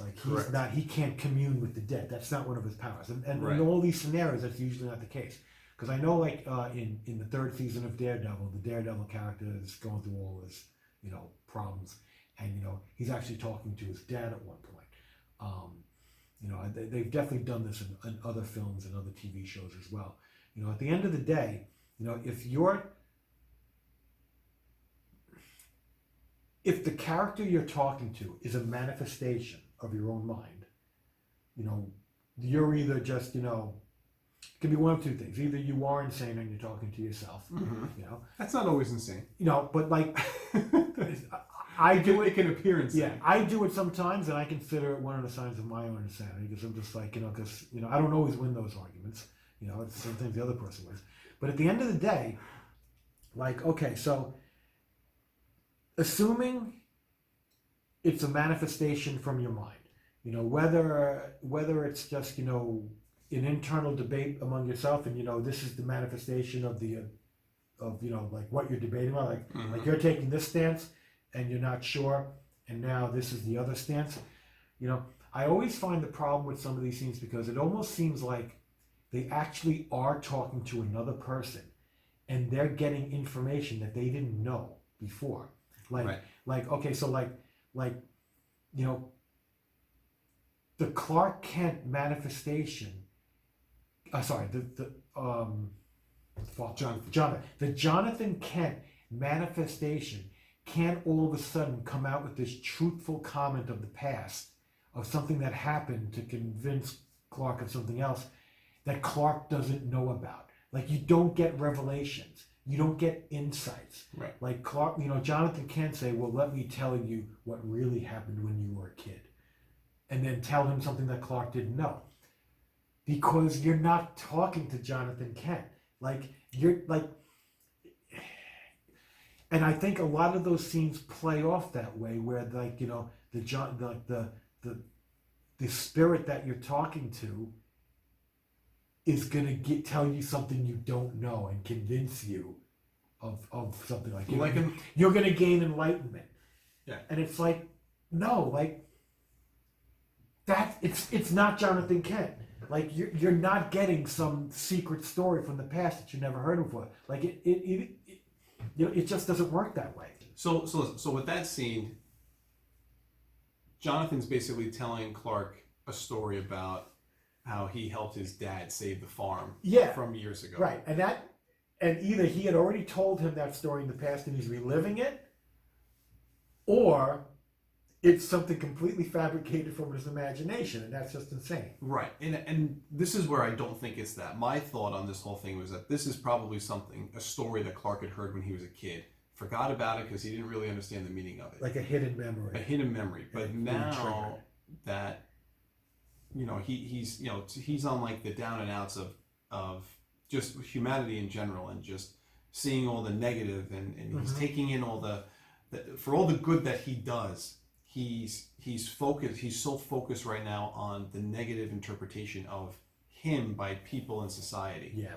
That he goes off and has to get away to solitude. And when he sees his dad starts talking about this story. I feel like to me, it's like, this isn't something that's new. This is just something like, it's almost like his subconscious talking to him, like, hey, remember that story that Dad told us when we were younger? And he's basically Jonathan Kent talking about doing something good, but there's a consequence at the end. Yeah. And this is where, and Clark only says one thing to him. So they don't have this back and forth conversation. It's just, he just listens to Jonathan start talking. And then at the end, he finally says to him, did the horses ever stop screaming? Because the horses in the story, they drown on the Lang farm. So his dad used to hear that, and he's like, yes, they stopped when I met your mother. And I think that makes Clark realize how much Lois means to him, and that Lois kind of grounds him a little bit. I ultimately think that it wasn't new information. I think it was just something that was being brought up from his past that maybe didn't make sense when he was a kid, right? But has some relevance right now. Yeah. At the very end of that scene, Clark, the camera pans to Clark, and then he says, I miss you, Dad. Yeah. And then it pans back to Jonathan was. I'm gonna have to watch. And it's gone. Yeah, and there's nothing there. But they really make it. They present that scene as if he really does. He's walking, and he literally comes across him. Well, it's because Jonathan Kent's taking those rocks and he's building some type of barrier. So now he's even interacting with physical space. But when you go back, he pans back, there's nothing there. There's no rock wall or anything that's there. So it's just a common thing that they do, and it's like, if you really think about it, 99 times out of 100, it has to be a projection from the guy's mind, Oh, and it, yeah. you know, and either that's just either the way of dealing with the situation, or you know they're just nuts, you know. So it's interesting, but they go a lot of people go to that type of scene. The one thing I wanted to mention with this is that I really, the one thing I liked, and it's only for a small portion of this film, is there's like a 2 minute, almost like highlight film of Superman and some of the deeds that he's been able to do around the world. And it's right after that library scene where Superman follows Bruce, and then all of a sudden he looks at the TV that everyone's watching in a kitchen, and he sees the girl, and he sees the building burning in the fire. And this is in somewhere in South America. So he goes down there, and he saves her, and it's like the Day of the Dead. You know, and that is interesting because I think you point out in the past that he gets to South America pretty fast. He gets there quick. Like, he's there. like, I mean, because the building's still burning, but yeah, he like, gets like there, and the person's still there, and she's got to get out pretty soon. So he actually makes so he can. So he gets there when pretty needed, quick. He can get there pretty fast. But the one cool thing is that after this scene, there's this whole montage that occurs, and it's people talking about him and what does it mean now to have someone like this on our planet. And to me, those are real conversations that would happen if somebody like this actually came to our planet.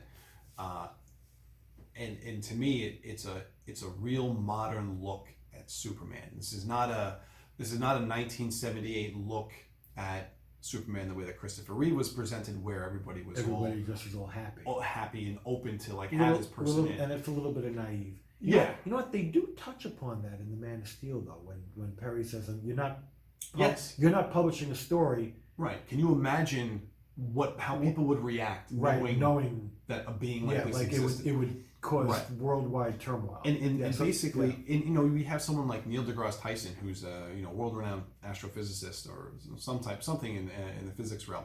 And he gets a little cool cameo in this, and he's talking about how humans at this point, we find out that not only are we not alone, but we're not even special in this universe because there is Superman, and he and all that he can do.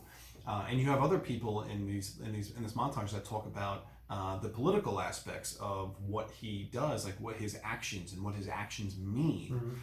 And there's just like all these cool scenes where he's just saving people. And there's a guy who even says, he's like, maybe he's just a guy trying to do the right thing. Yeah. And ultimately, that is what he is. But there are always going to be the skeptics that look at it from a different point of view. And unfortunately, he has to live with that because he's not going to be able to change some of those people's minds. He's just going to keep having to do what he thinks is the right thing. Yeah. And eventually, he gets so down after the bombing in the Capitol building, but he makes his way back to Lois, and he's talking to her about how he's like, is he wrong for trying to live up to this expectation that his father had? And Lois basically tells him you give people hope, and she taps his chest and his shield, and it just almost like a reminder, like people see this and that symbol means something. And I think that's such a touching moment in this. And is that the scene where Lois is in the bathtub? No, that's the scene. No, the scene in the bathtub is towards the beginning of the film where she just gets back from Africa. This is right almost after that scene of the explosion, before he takes off for I think Antarctica or wherever he ends up going. Gotcha. Now, if you wanted to see a show about like what the impact of superheroes, whatever, or superhuman beings would have on the earth, watch The Boys. Yes. On Netflix. Yeah. Because even though it's all the superheroes, very corporate. Yeah, all the superheroes there are none of them are from another planet. They're all Earthbound. So it's not you're not getting those issues. We are not alone. But the thing is, what would happen in a world of superheroes, and it's really interesting how they do it because I think they get it right. It's a matter of making money and marketing, PR and marketing, and all that stuff, and that it's a business. Yep. And under the rules of business, it's very cutthroat and it's not very nice. But yeah, I think season 2 of The Boys just opened up on Netflix. Giving that a little plug, only because if you're watching this episode, you probably like superheroes. You probably like superhero stuff. So check out The Boys. That's pretty good. BOYS, right, or BOYZ? BOYS, I think. Yeah, okay. If but it is very graphic, so if you are very Yeah. young, make sure you check with your parents first. Yeah. No, I agree. The next thing I really like that they kept Hans Zimmer as the composer for this film. I really enjoyed what Hans did with Man of Steel. You can hear that when we did our in-depth review previously for And it. he did the music for the Batman trilogy? Yes, for Christopher Nolan's Batman trilogy. Hans Zimmer did all three films. So if you think about this, The Dark Knight Rises was in 2012, the last film of that franchise. And now you have Batman vs. Superman, another iteration of Batman 4 years later. And he had to create another theme, another Batman theme. That's not easy to do. You know, and especially when your first Batman theme was so successful. And now you have to create something else for this new character. Yeah, it's like telling John Williams to Come up with a new us Star another Wars Star Wars theme or a new Superman theme. Yeah, like not gonna happen. It's that to me that's very difficult. So Hans. It might even be unfair. Yeah, I like would, creatively, I would be like, "Are you kidding me?" And I think because it was a difficult task, Hans brought in Junkie XL to help out. Who I never heard of. I mean, he has to have another name, but I know that's his common name is known as Junkie or Junkie XL. So he comes in and helps out come up with the theme, and again, he does a really good job. But I think the ultimate theme that comes out of this that no one can forget is the Wonder Woman theme.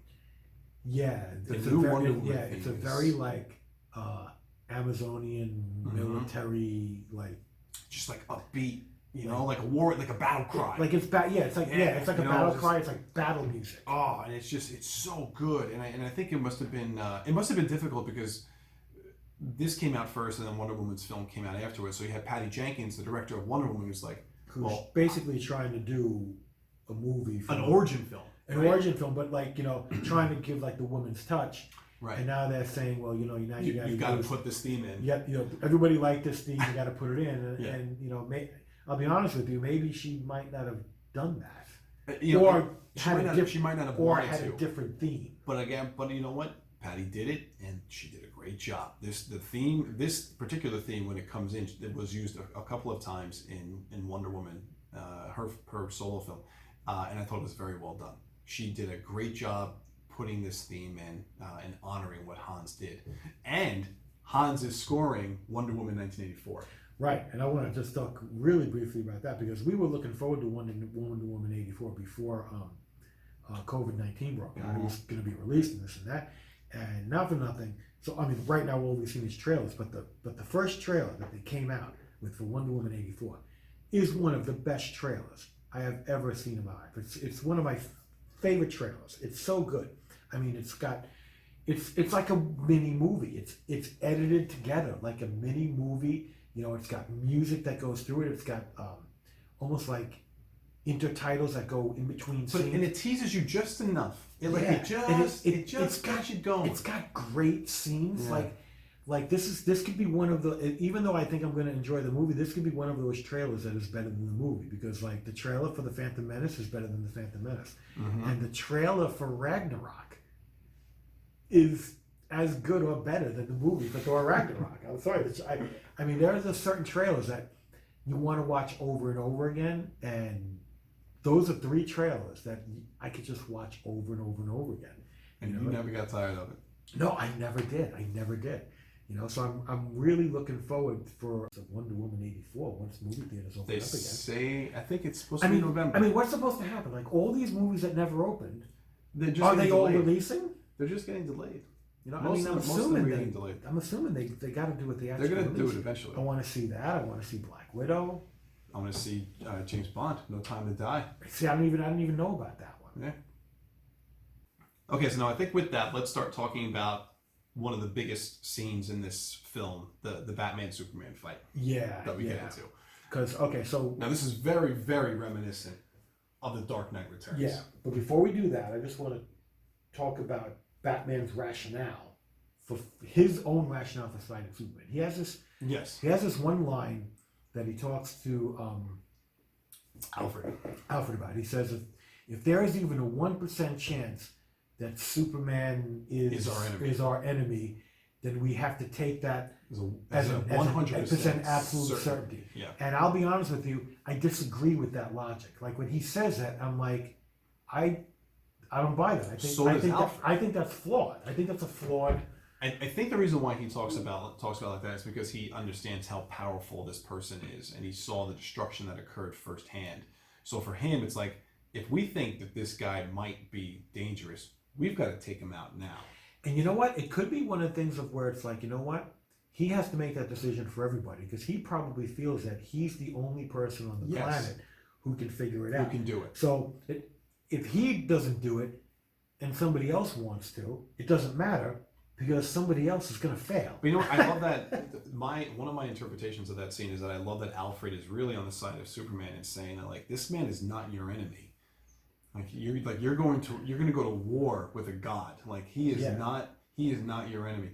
And then Bruce basically tells him, it's like how many people have we seen in Gotham that tried to be good? How long did they last? Yeah. So I mean, he's talking about people that fit that Superman character, maybe, where he says, okay, yeah, Superman's good today, but what about tomorrow? What about a year from now?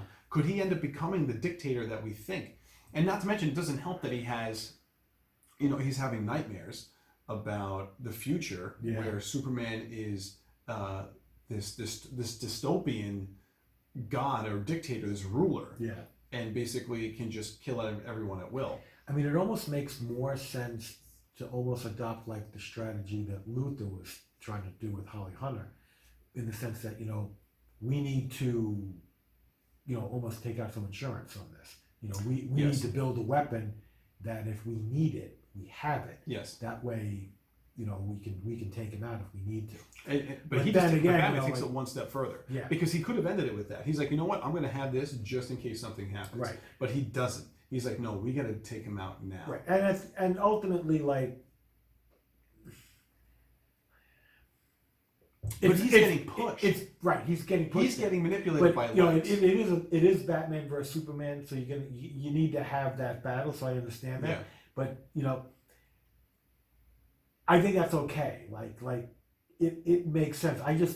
It makes sense that they're gonna fight no matter what. I'm okay with that. I didn't like his argument that made him want to do that. I don't like the initial argument either, but once you start to hear about Lex, tormenting Bruce with letters, I think that shows it a little bit more that's pushing Bruce over the edge. And at this point too, we have to remember, like, he's older. He's more, grizzled. He's not, I don't think he's thinking the way that he did towards the beginning. He has a much more negative outlook on society. Right. And on trusting people. Well, okay, so I think the assumption here is that Ben Affleck has been Batman for some time. Yes. It's not like he just became Batman. No, I think like in the book, in the movie itself, he's supposed to be like in his early to mid 40s. Right. So he's been Batman for like 20 years. Right, exactly. Like, there's just been no movie chronology of that. Right. And so he's just been doing his own thing.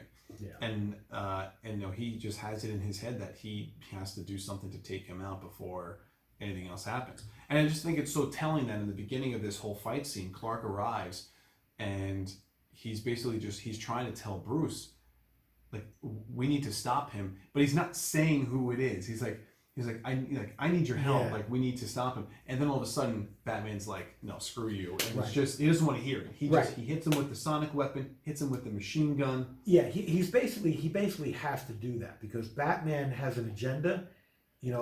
Okay, you know what it reminds me of? It reminds me of 1917, where some people just want to fight. Yes. Yes. Batman wants to fight and isn't listening. Yep. But ultimately, for him, it's more like survival. He can't. He can't let up. He is the underdog in this fight. Mm-hmm. And he knows it. He has it planned out what he's going to do to Superman, and he's got to do it because if he hesitates at any point, he's dead. He's going to lose, and he's not going to. And it very well could be that Superman's not going to kill him and snap his neck, but he's going to lose the fight, and that's going to be the end. But this whole showdown is really right out of Frank Miller's Dark Knight Returns. Yeah. Oh, absolutely. And certain shots are right out of it. I think at one point Ben puts his boot on Superman's neck, and I'm pretty sure that's also in like right out of the comic. Yeah, no, it really is. In this case, you're almost like you. I don't know that you're rooting for Batman, but it's so impressive. I was not rooting for Batman. Oh yeah. It's just I was so impressed with what Batman did in the comic book, because Batman is trying to, and he's doing the exact same thing in the movie. Batman is trying to figure out a way to take down Superman, and with whatever he has at his disposal. And it starts off with an opening volley of machine guns and sound, and then it goes to the kryptonite. The grenade. Kryptonite grenades, and it's gonna, and that's gonna weaken him, or at least he thinks it will. Yeah. And fisticuffs battle, because he's got like the super duper high powered battle Batman armor on. Yeah. And it's and at the end of the day, his goal is to take that spear and impale it in his chest. And different type of things happened in the comic, but at the end of the day, in both scenario, in both the comic and the movie, Batman takes down Superman. The one thing that I think me and Chris both didn't like in the battle is that even though it works very well dramatically, it's like a little hard to believe that after the first kryptonite grenade wore off, oh yeah, Batman was able to reload. Yep. Now Superman he starts to recover. He's getting all his strength back. He's got his speed and his strength and all that, and Batman is able to reload and shoot another one off and put him back, back on top. And it's like, okay, it's like Superman's, flying across the room to stop him, and he doesn't stop him. It's like, okay, he was able to fly. He was able to fly to Brazil in 3 seconds. Well, I ultimately think he's not 100% back to power. I think he's like recovering. But even still, I think he would have been able to stop him. But like you said, like the first time around, like when Batman, he throws out a smoke grenade, and then Superman goes through that and disappears, and Batman disappears, and all of a sudden Superman turns around when he hears the grenade being shot and grabs it, and then turns, and that's when the kryptonite comes. So now he didn't expect it at first, but now he knows about it. So that second round never should have been fired. Because he knew about it. At that point. Well, that's the thing. He got Superman off guard, because Superman basically thinks that there's nothing Batman can do to really hurt him. This is just, you're annoying me. You're just a guy dressed up in a costume. Yeah, and you're annoying, and let's stop this. And I think that's, to me, that's also why it's really good, because you almost you want Superman to get knocked down a peg. I'm sorry, it's like, you know what? Somebody with the right skill set and the right tools can take him out. And it's kind of like humanizing. Well, I think that makes the character grow, because now he realizes that, like, you know what, he's not unstoppable. Yeah. That something can hurt him, and that he should be more careful. He shouldn't just be assuming that nothing can harm him. Right. Like, not be afraid of anybody. Right. Now, were there any Easter eggs in that warehouse? There were multiple Easter eggs. There was in the warehouse, right? There's an Easter egg. There was a Riddler symbol that's in there. I'm pretty sure there was a reference to the Joker, and then there's the reference to the Watchman, who watches the Watchman, but it's written in I think it's written in Latin. Oh, okay. On one of the walls, right before, as Batman is carrying Superman, he's about to throw him into the the pile of radiators that's all piled up. I think he throws him into that, and you see it on the wall. Yeah. Now, oddly enough, there was like a pair of names that kept showing up in different spots, and we couldn't figure out what the hell it was. Like, it did, I don't know. Like, to me, it would have made sense, to see Bob, like Bob Kane, or some the creators, Bob and Bill, or Bob and Jerry. Or Jerry and Joe. Mm-hmm. Something but it was two other names, and it wasn't the same. The two names showed up in different spots, and in my head, I'm thinking, if between the two of us we can't figure out any sort of Easter egg significance in that, I think maybe it was just one of the people on the set that was like did like their own little inside thing and put it on Their own there. little Like graffiti. him and his girlfriend, whatever, like That'd be funny if it did. You know, if they did like that. you almost want like he's like, I'm gonna put it here and I'm gonna put it here so it's in the other scene. You never know, but it just I'm like because when me and Chris watch these, we look for all the Easter eggs. Yeah, we try to figure it out. Like all we'll that even, stuff in the background. we'll freeze frame it and say, okay, what's that? Because a lot of movies do put this stuff in. But there. not only that though, like Zack Snyder is very specific. Like he usually has a goal in mind when he does something. So if you see something in the background, it's usually intentional, and because he wanted it that way or he wanted it there. So that's why with his films you usually look in the background a little bit to see what's going on. But I mean we get to the final end scene, of course, and Batman's got the kryptonite spear, and now we get to the most controversial scene in the film. Right. That's been talked about to the nth degree, where Batman takes the spear and he's about to impale Superman, and Superman, they basically, Batman and Superman both discovered they both have a mother named Martha. Right. And to me, it was like, I mean, so many. I think you're right. A lot of people just goof on that scene, and it's basically meant. The purpose of it is to give Bruce pause. Yes. And stop what he's doing, And I think it probably makes sense that it did that. It just played off very. I think it was the scene itself was poorly constructed. It played funny. It played weird. When people quote this like thing, like a really goofy coincidence as opposed to a poignant coincidence. There's a ton of memes out there with this thing, and I feel like it's awful. And I feel like a lot of people are just hopping on the bandwagon just for the sake of getting on the bandwagon. But if you listen to the context of the actual scene and what occurs, I like what they did. I wish it was executed better. I can say that. Those two things are not mutually exclusive. I like the fact that they bring up Martha, because the whole idea, like when Clark talks about it, Clark is basically saying, you're letting him kill her. And then he says, save Martha. He doesn't say save my mom or anything like that. He just says save Martha. Because at this point in time, Bruce Wayne does not know that Clark Kent is Superman. But Superman knows Bruce Wayne and Batman are the same person. Okay. So when Clark says Martha, Batman's not going to know, oh, he means Martha Kent. So he hears Martha and he's like, why the hell would you say that? Knowing, like, out of all the names he could have said, why the hell would you say Martha? Yeah. And it's his mother's name. And the last words that his father says, Negan. Jeffrey Dean Morgan says is Martha. And you get the flashback scene, of course, when that name gets said by Clark. And then, of course, we have Lois rush in. And as Ben's like screaming at him, like, why did you say that name? And then Lois comes in and she says it's his mother's name. And the explanation is that when Lois says that, all of a sudden it gets into Bruce's head that this isn't just an alien. This is someone who has a mother. Actually has family. There's someone who has a family and someone that raised him. And that is when it changes him, and it changes his whole mindset. Now, this one act for a lot of people might be, complete crap, and you don't believe in that. It's like the ultimate humanization of Superman. But I think it's just, it completely humanizes him to the point where Ben realizes he's taken it too far, and he's become the villain.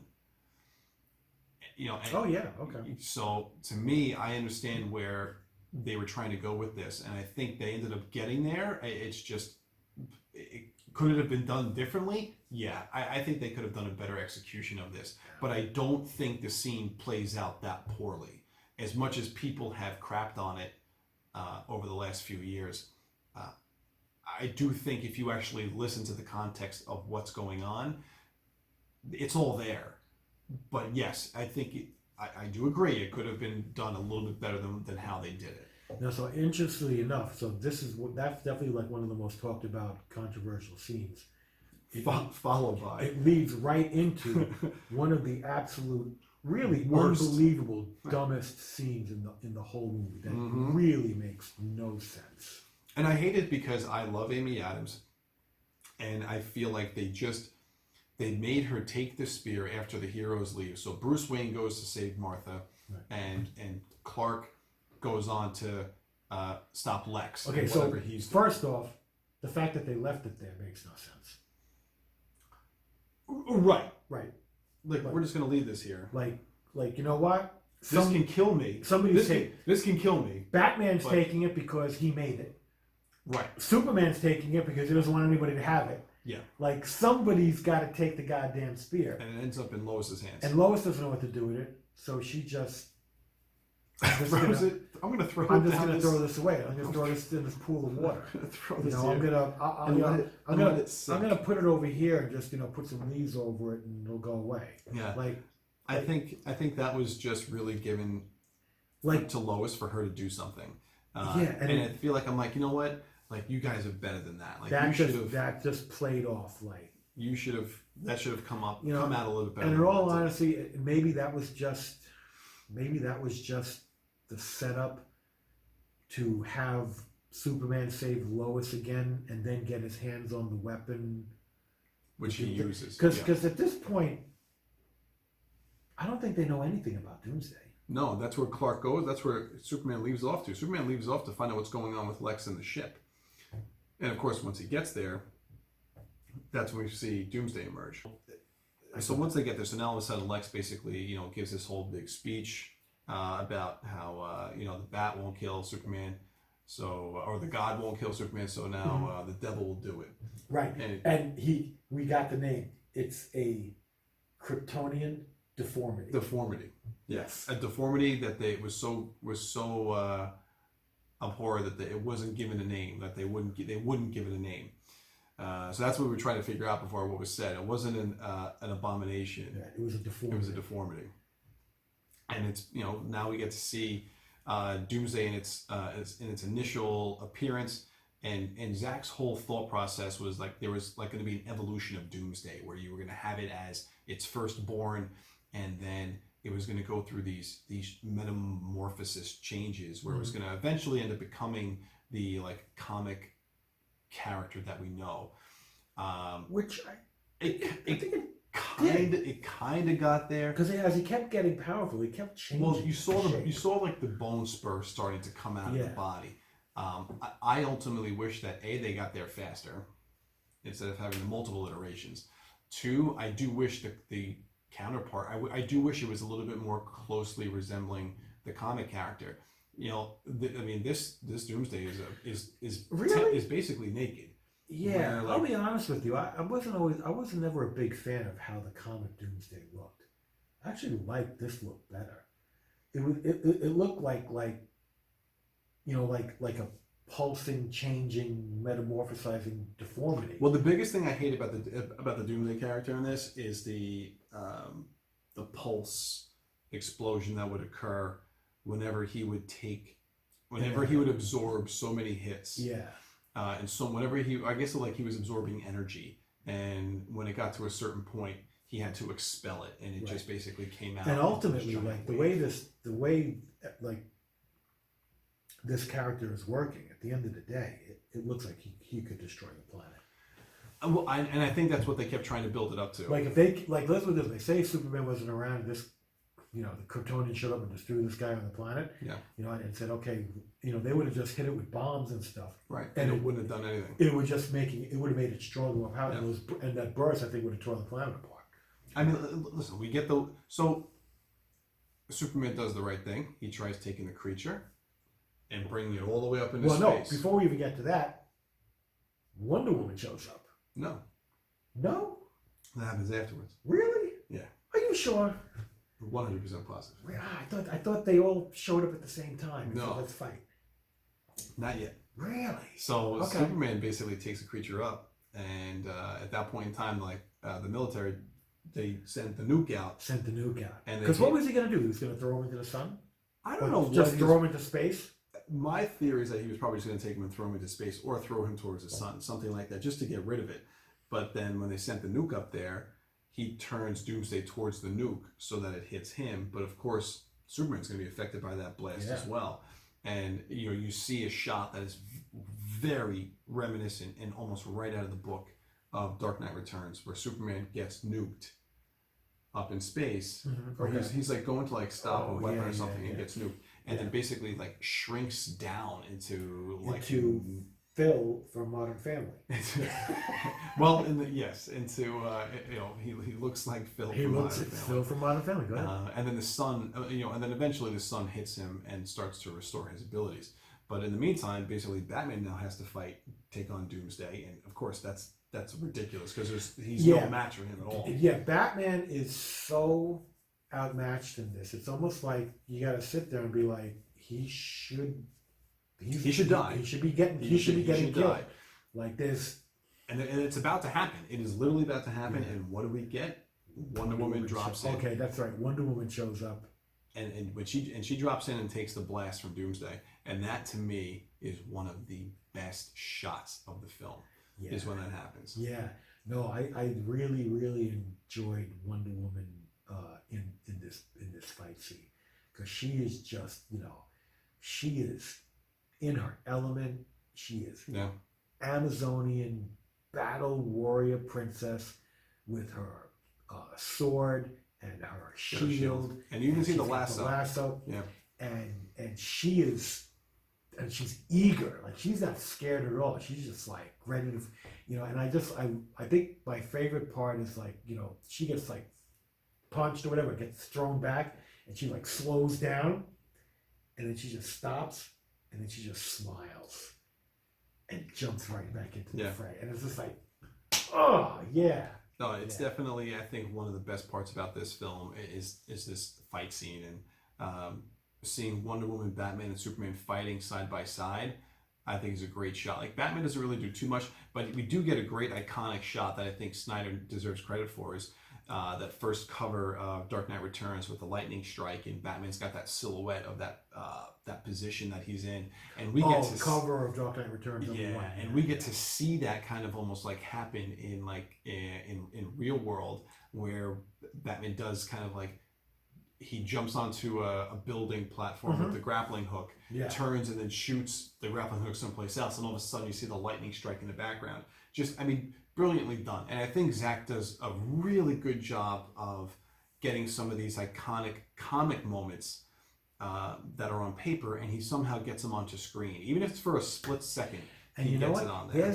There's one that I forgot about that's in this movie. When much earlier, when Batman is trying to like intercept the shipment of the kryptonite? The kryptonite from the White Portuguese, there's a scene where he's like really high up. Yeah, he's standing on looking down. Like, I don't know if he's on a smokestack or something. He's really high, very high up. And he's got a gun. He's got a rifle, but it's not like, it's not a... It's a tracker.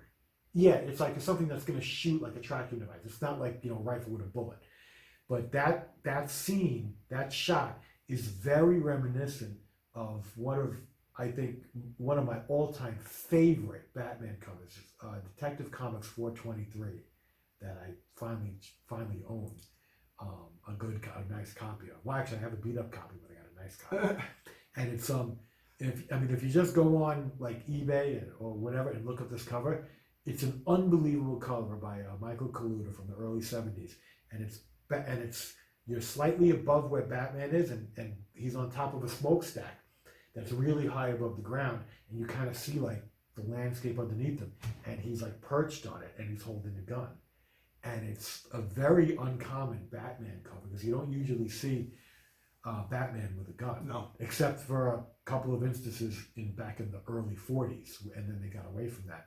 But it's a great cover, and when you see that shot in the movie, I'm like, oh my God, Detective 423. It can't be a coincidence because that is one of the best Batman covers of all time. I wouldn't be surprised. A lot of stuff that Zack does is on purpose. So anything he does like with that imagery, I wouldn't be shocked at all. But we get to that final scene where Clark ends up he rescues Lois because Lois tries to get the kryptonite spear because she realizes, of course, we need this now. Oh, right. Exactly. I'm like, yeah, exactly. It just to me it's just a means to an end. Like you would think, like she would be like, you know what? These idiots forgot this. I'm gonna safeguard Right. this and hold on to it. No, I'm just gonna. There's no throw it point. away. There's no point of her throwing it in there. It just makes no sense. So to me, I think it just gave her something to do and to get her into trouble for Superman to come save her, and of course Yeah. it does. And then he's got the spear. spear. And ooh, look at that! We just happen to have a weapon Yeah. that could probably kill Doomsday.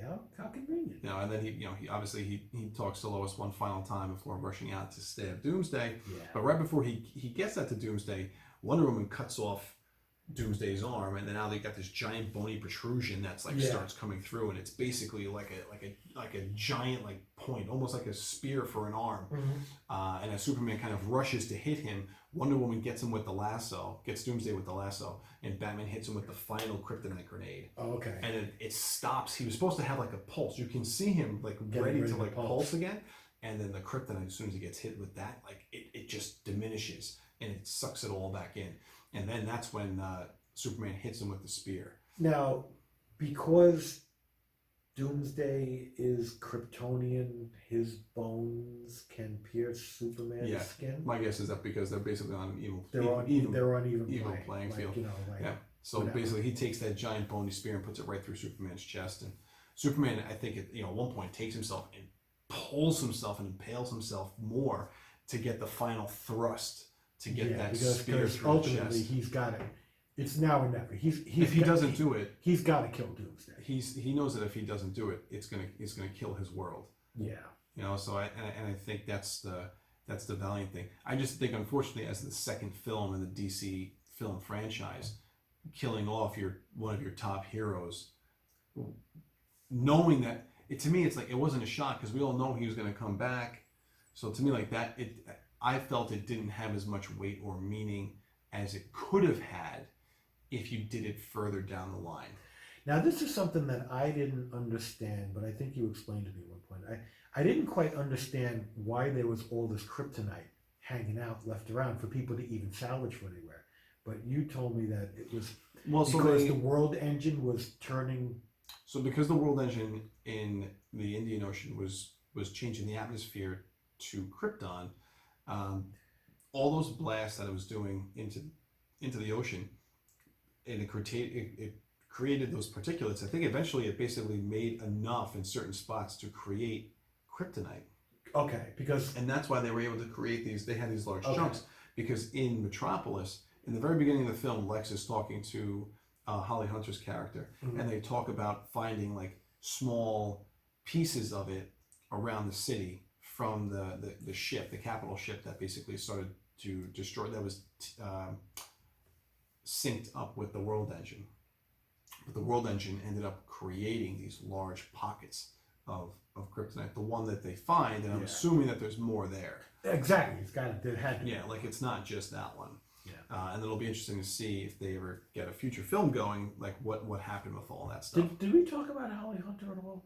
We did, yeah. No, we talked about Holly Okay. Hunter. I thought that she was. I thought I just want to reiterate that I just thought that she brought like really good depth and weight to the character she was playing. Yeah. Like I was like I enjoyed her performance a lot, and to me it was kind of shocking when when the bomb went off. When the bomb went off. I don't Yeah. know that I was expecting that.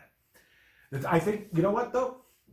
I think the thing that bothered me most about the bomb going off is Lex Luthor's Asian sidekick was there. Mercy. You know what? I thought she was. I didn't know who she was, but I liked her character. I was like, really? He killed her? I'm like, not for nothing, Lex. That was a dick move. Mercy is a great character from the animated series, and she's basically like his bodyguard. So she knows how to like kick butt, and this is how like he kind of survives, where he doesn't have to fight. Mercy does all that for him.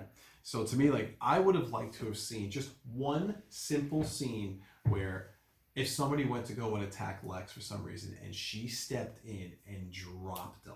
And then you just see how cool of a character she is. Yeah. And unfortunately, she's dead. Yeah, and you know, not for nothing, I think Lex easily could have figured out a way for her to not be in the room Mm-hmm. and still blow everybody to smithereens. Yeah. Like, it's like, Or- I'm sorry. I'm like, you know what? Because like, you could tell she was pretty cool. Oh, Oh, and yeah, she was yeah. totally on Lex's side. I just felt It's that like, she's what she like you're a was jerk. she was completely underutilized, Yeah. unfortunately. One thing we didn't really talk about is, and I think I mentioned this earlier, that I think this is one of the best scenes that Ben put out there, was the warehouse scene when Batman does save Martha. Oh yeah, yeah, yeah. So to me, like, this thing is one of the best fighting scenes in a comic book movie. Just this one guy against an entire floor of goons Yeah. that he just takes out. Oh yeah, no, like it's real, like boom, precision battle. Now, one of the things that call me whatever. I've one of the things that I found very exciting about that scene was just Diane Lane, bound to it. I think she was great. And I'm You've just got like, problems. I might, but I was like, you know what? I enjoyed. But I mean, ultimately, I think that is, and there's a bunch of stuff from But that was The a Dark good Knight that was a Returns, good fight scene. and I really think That was that's a really good fight. it's just so good to see Did he- Batman take Did everybody he down. get stabbed in that scene?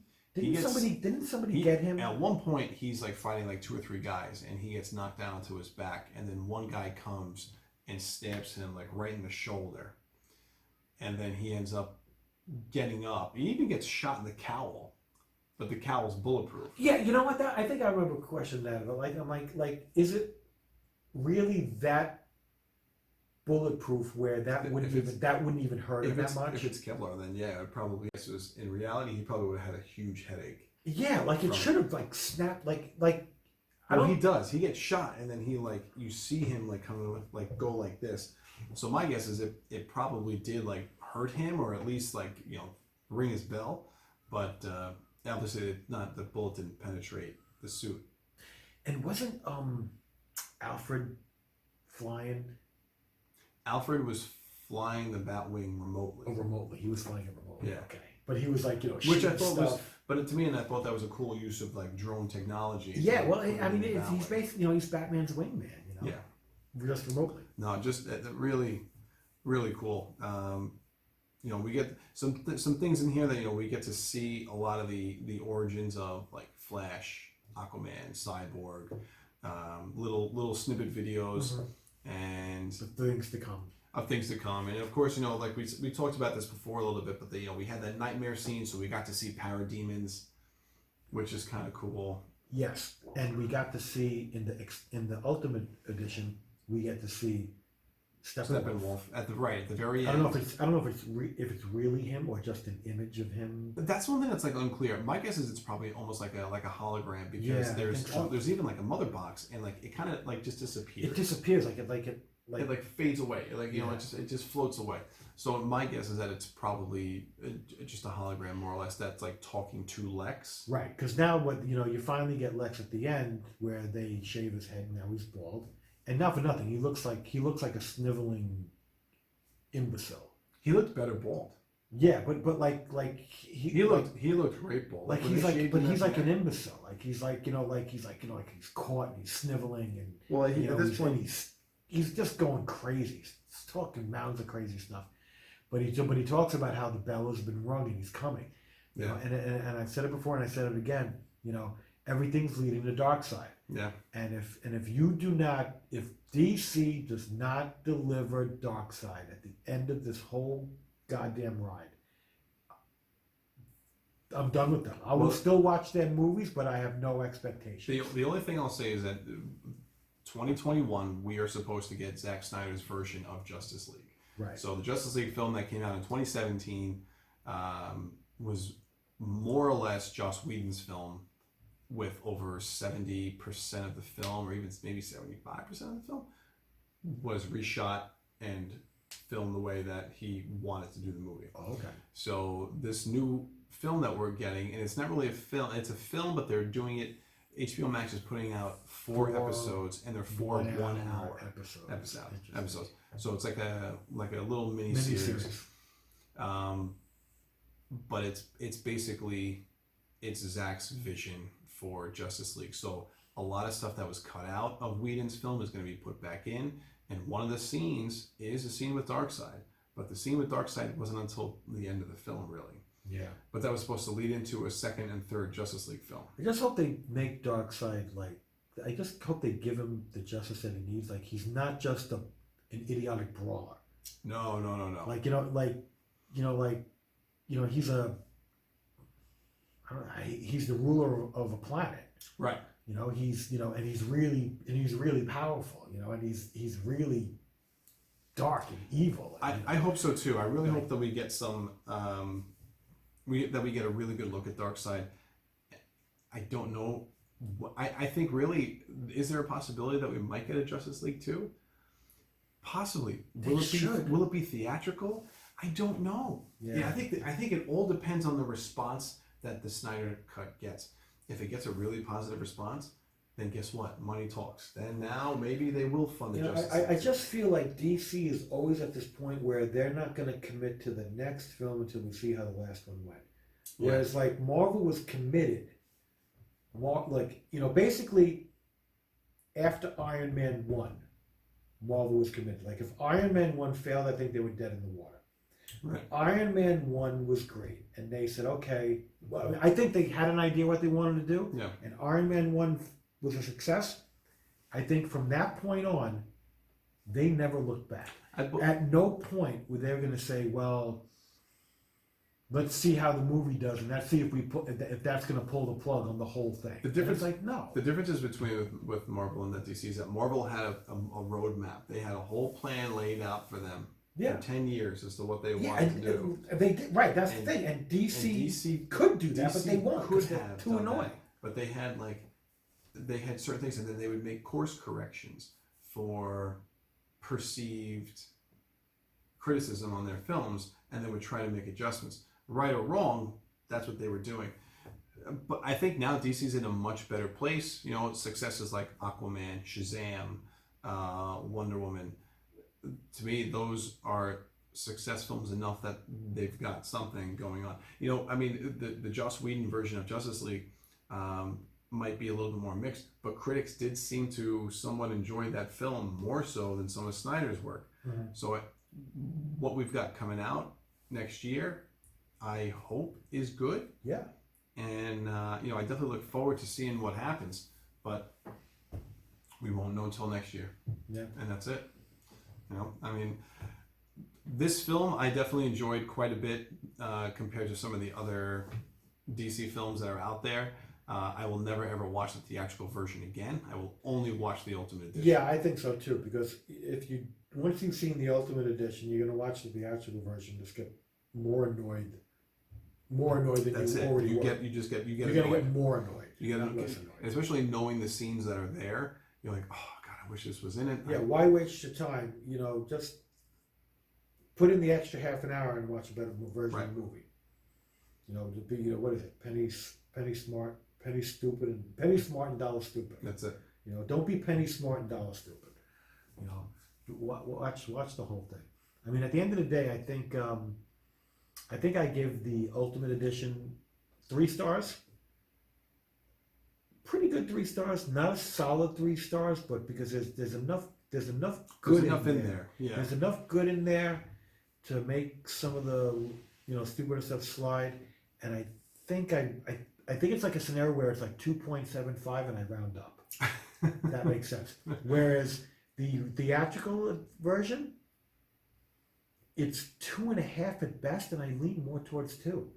It really, and it just goes to show you, how much what they took out took away. Oh, yeah.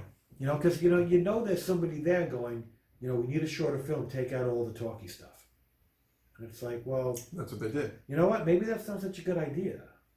I think the Ultimate Edition should just be considered Batman vs Superman: Dawn of Justice. We shouldn't even have a conversation of theatrical version versus Ultimate Edition. So to me, if I ever talk about Batman vs Superman, it's always about the Ultimate Edition. I really want to see. There are definite changes that I would make with this film for sure, but overall, I had enough that I did enjoy it. I want to see Zack finish his vision. If you're talking about a trilogy, you had Man of Steel, then you had Batman vs Superman, then you're supposed to have Justice League. I want to see what happens with that. And I feel like we haven't, unfortunately, we didn't get that in 2017. So show me this. And I hope they expand a little bit further than just the 6 characters that we got. Because what do we got? We got Superman, Batman, Wonder Woman, Cyborg, Flash, and Aquaman. Like, We're supposed to see. are you really only gonna stick it? You know, this is your Justice League and individual movies, and like, you're just not gonna bring anybody else in. They're supposed to hint at Martian Manhunter is supposed to be hinted at in Justice League, Okay. and that it's been Harry Lennox the entire time. The General Swanwick character. Okay. That he's Oh, he's okay. John Jones. Okay. You know, because he's a shapeshifter. Okay. So, but that's him, and I would really hope that they. You know, and put that's that, one. Put that Like, in the movie. why not more? Why aren't they expand? Like, you know, like you know, I mean, the Marvel movies, they're doing everybody. I think you're gonna end up seeing DC is just like DC's just, they're it's lagging just behind, a handful. and I feel like the Flash movie, because they're gonna probably do Flashpoint. It looks like that's gonna be like their rebirth after the end of that film, and I think you're gonna start seeing more Oh, characters. what about branching off. I thought I heard Hawkman was coming somewhere. That's in the Black Adam movie. Oh, okay. And Black Adam is like Captain Marvel villain, right? Yes, but he's getting his own solo film because it's The Rock. But he's a bad guy. He's an anti-hero, can be seen as a villain. Yes. Okay, he's an anti-hero. Okay. Yeah. Okay. So you're gonna have Hawkman. Okay, so all right then. You know, I mean, who do you got left? There's so many, but like, you know, there's a ton. Spectre. I don't know how you bring back Green Lantern. You know, bring back Green Lantern They're and gonna- do it right. Green Lantern Oh will my be done God. again soon. You know, not for nothing. Your top 5 DC characters is Batman, Superman, Batman, Wonder Woman, Flash, Green Lantern. Those are your top 5. Right. You need to get the movies. You know, and guess what? You have the rights to Green Lantern. Like I said, you know, Marvel didn't have the rights to pull in X-Men, Spider-Man and Fantastic X-Men and Four. Fantastic Four. You know, at the beginning, and they were still able to do so much. It's like, come on, like, you have Well, so many characters to pull from. I think it's a matter of getting the right people in place. You know, just do them. to Like see the vision going. Marvel's pulling in the Black Knight. I mean, you're talking really low level characters here. You're pulling in the Black Knight. You know, like, you know, Marvel's pulling in the Black Knight, and DC isn't pulling the gun with Green Lantern. Are you freaking kidding I me? know. Come on. Well, hopefully within the next year or two, we'll start seeing more developments on that, especially now with HBO Max, because they're part of, Warner Brothers is a part of Yeah. that.